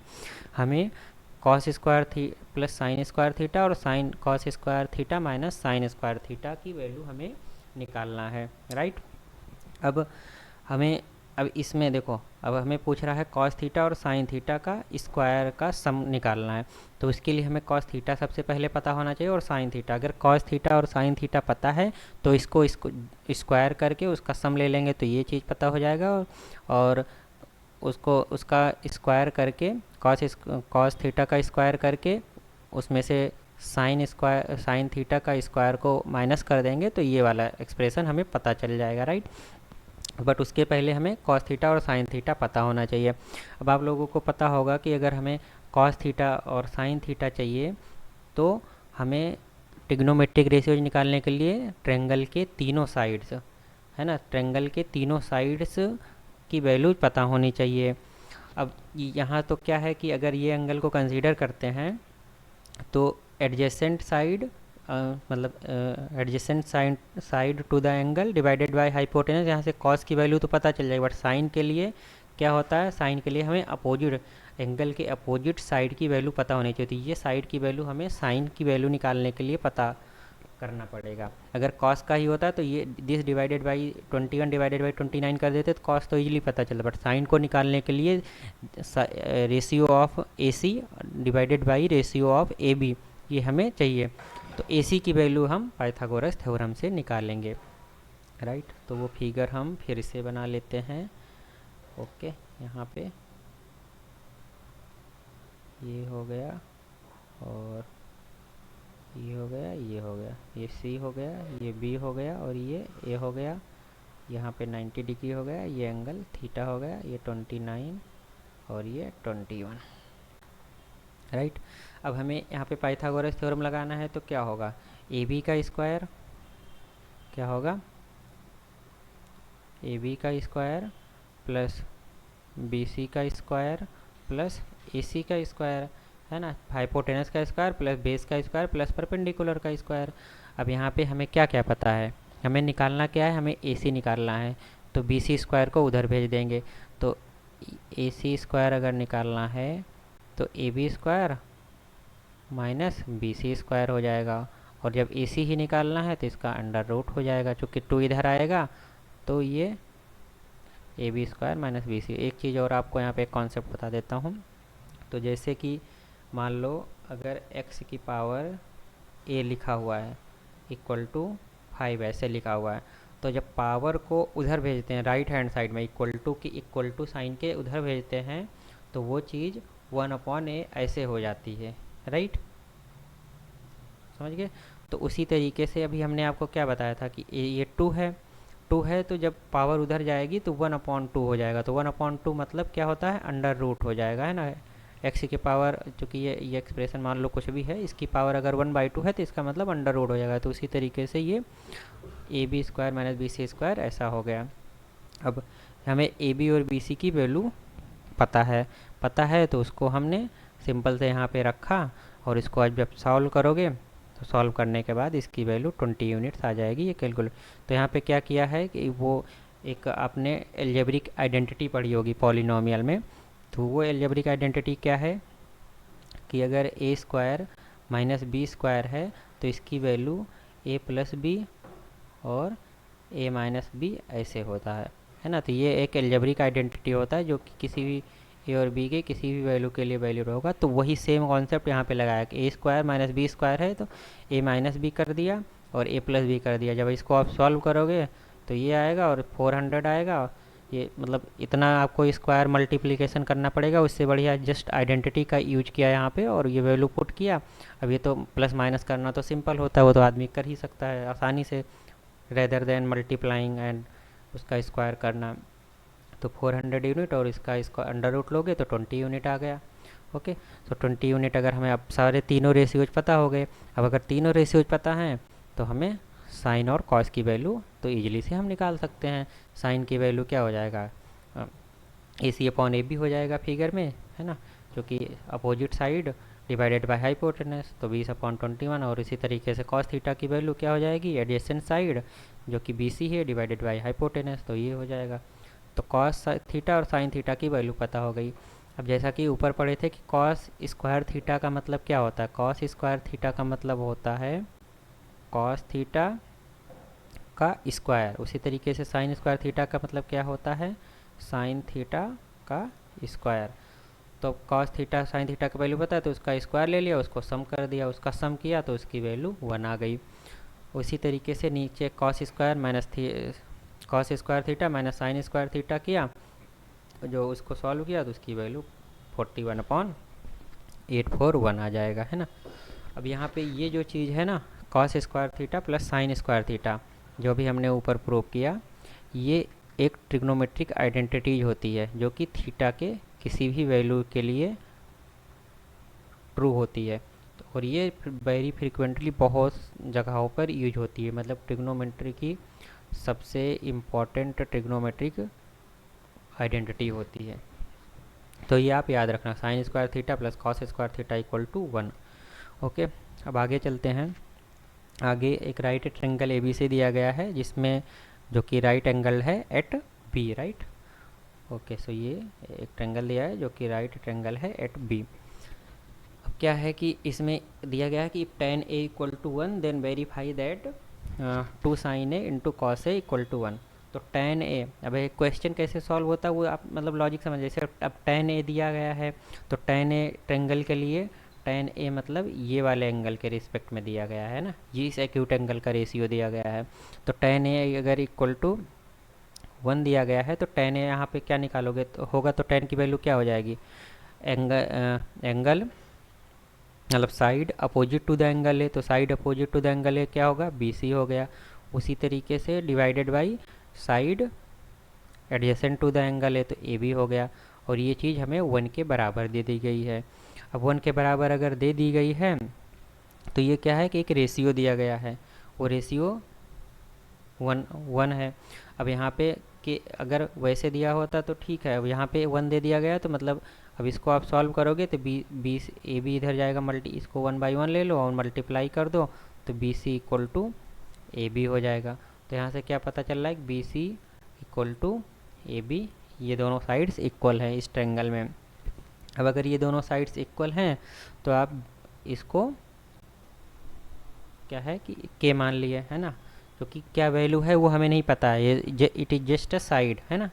तो बी सी और ए बी बराबर है आपस में, बट वो हो सकता है कि 5 यूनिट्स हो, 10 यूनिट्स हो, 15 यूनिट्स हो या 20 यूनिट्स, कुछ भी हो सकता है। तो हम उसको जस्ट एक पॉजिटिव नंबर हमने के मान लिया है, साइड है तो ये पॉजिटिव नंबर ही होगा तो के बराबर मान लिया।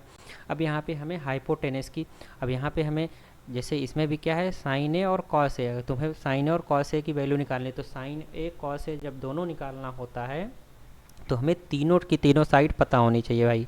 तो तीनों साइड, अब अगर दो ही साइड पता है तो उससे एक रेशियो तो निकल सकता है, जैसे यहाँ पे दो ही साइड पता है तो उससे tan की वैल्यू पता चल गई। अब साइन ए और कॉस ए की वैल्यू निकालने के लिए हाइपोटेनस का पता होना जरूरी है, क्योंकि उसके डिनोमिनेटर में, आप रेशियो के डिनोमिनेटर में देखोगे हाइपोटेनस ही आता है, राइट। तो इस हमें हमेशा जब भी ऐसा हो दो साइड पता हो और कोई रेशियो निकालना हो तो हमें तीसरा रेशियो तो हर हाल में निकालना ही पड़ेगा।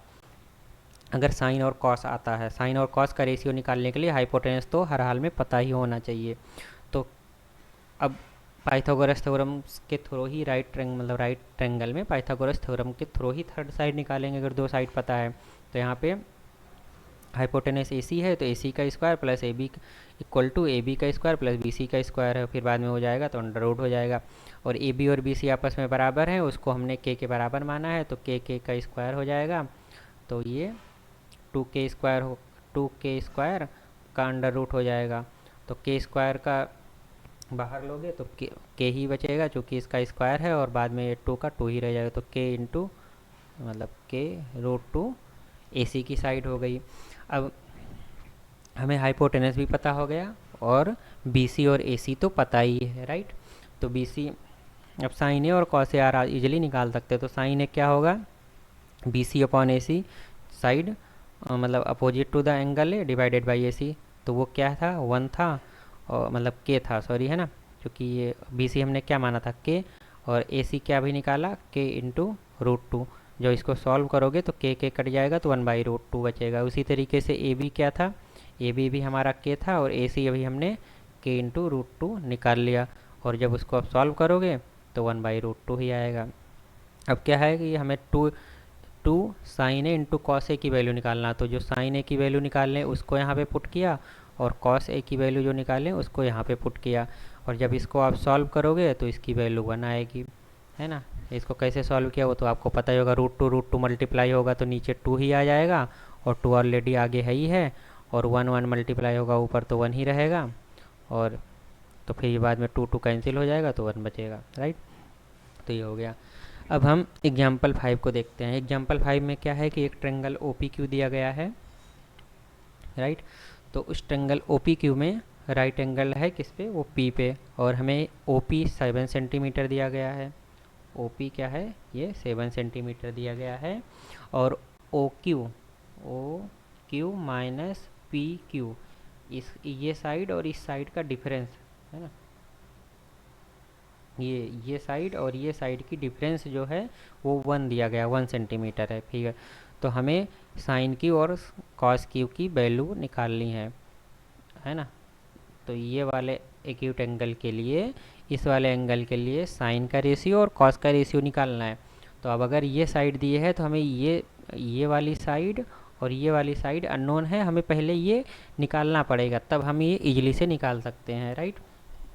अब अगर हमें वो चीज़ पता है तो ट्रायंगल ओ पी क्यू में गए और पाइथागोरस थ्योरम को यहाँ पे भी लगाएंगे। पाइथागोरस थ्योरम को लगाएंगे तो ओ क्यू क्या हो गया, ये हाइपोटेनस हो गया। ओ पी क्या है, परपेंडिकुलर हो गया, है ना। अगर ये वाला कंसीडर करते हो तो ओ पी परपेंडिकुलर ही होगा, और पी क्यू क्या है, वो बेस हो गया। तो पाइथागोरस थ्योरम को यहाँ पे अप्लाई किया, हाइपोटेनस का स्क्वायर प्लस बेस का हाइपोटेनस का स्क्वायर इक्वल टू बेस का स्क्वायर प्लस परपेंडिकुलर का स्क्वायर। अब ओ क्यू की क्या वैल्यू दी है, ओ क्यू क्या दिया गया है ना, ओ क्यू को वैल्यू यहाँ से आया है, ये वाला जो हमें एक चीज़ गिवन है वहाँ से डायरेक्ट इसको पुट किया। कैसे पुट किया है, O in O Q minus P Q equal to 1 दिया गया है। तो ओ क्यू अगर आप निकालोगे, पी क्यू को इधर ले जाओ तो 1 प्लस पी क्यू, राइट। तो ये हो गया, तो 1 प्लस ओ क्यू की जगह पे 1 प्लस पी क्यू डायरेक्ट हमने पुट कर दिया, और इधर O P square plus P Q square था ही। अब यहाँ पे आपने एक और एल्जेब्रिक आइडेंटिटी पढ़ा होगा, ए प्लस बी का होल स्क्वायर। तो इसका ये एल्जेब्रिक आइडेंटिटी का एक्सपेंशन कैसे होता है, A square plus B square plus 2a into B, right. तो 1 का स्क्वायर करोगे तो 1 का स्क्वायर करोगे तो 1 आएगा, पी क्यू का स्क्वायर किए तो p आएगा, फिर 2 इंटू 1 इंटू पी क्यू करोगे तो 2pq आ जाएगा, और इधर O P square plus P Q square as it is हमने ले लिया। अब पी क्यू स्क्वायर इधर है तो इसके साथ ये कैंसिल हो गया, तो 1 प्लस 2p, ये 2pq इधर आ गया, ये 1 इधर आ गया, और इधर ओ पी स्क्वायर है। तो ओ पी स्क्वायर ऑलरेडी क्या दिया गया है, 7 दिया गया है, तो 7 का स्क्वायर कर दिया, राइट। अब 7 का स्क्वायर पता है तो ये 49 हो गया, और इधर से ये -1 चला जाएगा, जब आएगा तो 48 बचेगा। तो 2 into P Q equal to 48 है, 2 into P Q equal to 48 है, तो पी क्यू इक्वल टू क्या होगा, इसका 48 डिवाइडेड बाई 2 मतलब 24 हो जाएगा। तो पी क्यू की वैल्यू 24 पता चल गई। अब अगर पी क्यू की वैल्यू पता चल गई 24, तो ओ क्यू की वैल्यू क्या है ना, 1 प्लस पी क्यू, जैसा भी हमने ऊपर समझा था 1 प्लस पी क्यू है ना, तो उसमें 1 ऐड कर दिया तो 25 हो गया। तो अब हमें तीनों साइड्स ट्रायंगल के पता हो गए। अब तीनों साइड्स अगर पता हो गए तो हमें क्या कहते हैं, ट्रिग्नोमेट्रिक साइन और कॉस ट्रिग्नोमेट्रिक रेशियोज इजीली हम पता कर सकते हैं, जैसा कि अभी ऊपर समझे है ना यहाँ पे। तो फिर हमें साइन और कॉस हमने पता चल गया, तो ये चीज़ हो गया। अब आगे एक्सरसाइज 8.1 है, तो इस एक्सरसाइज को हम सॉल्व करते हैं।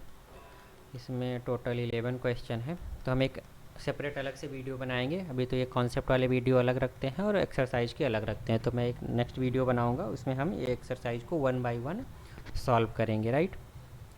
ओके, सो ये वीडियो यहीं पे एंड करते हैं। Thank you all. ओके।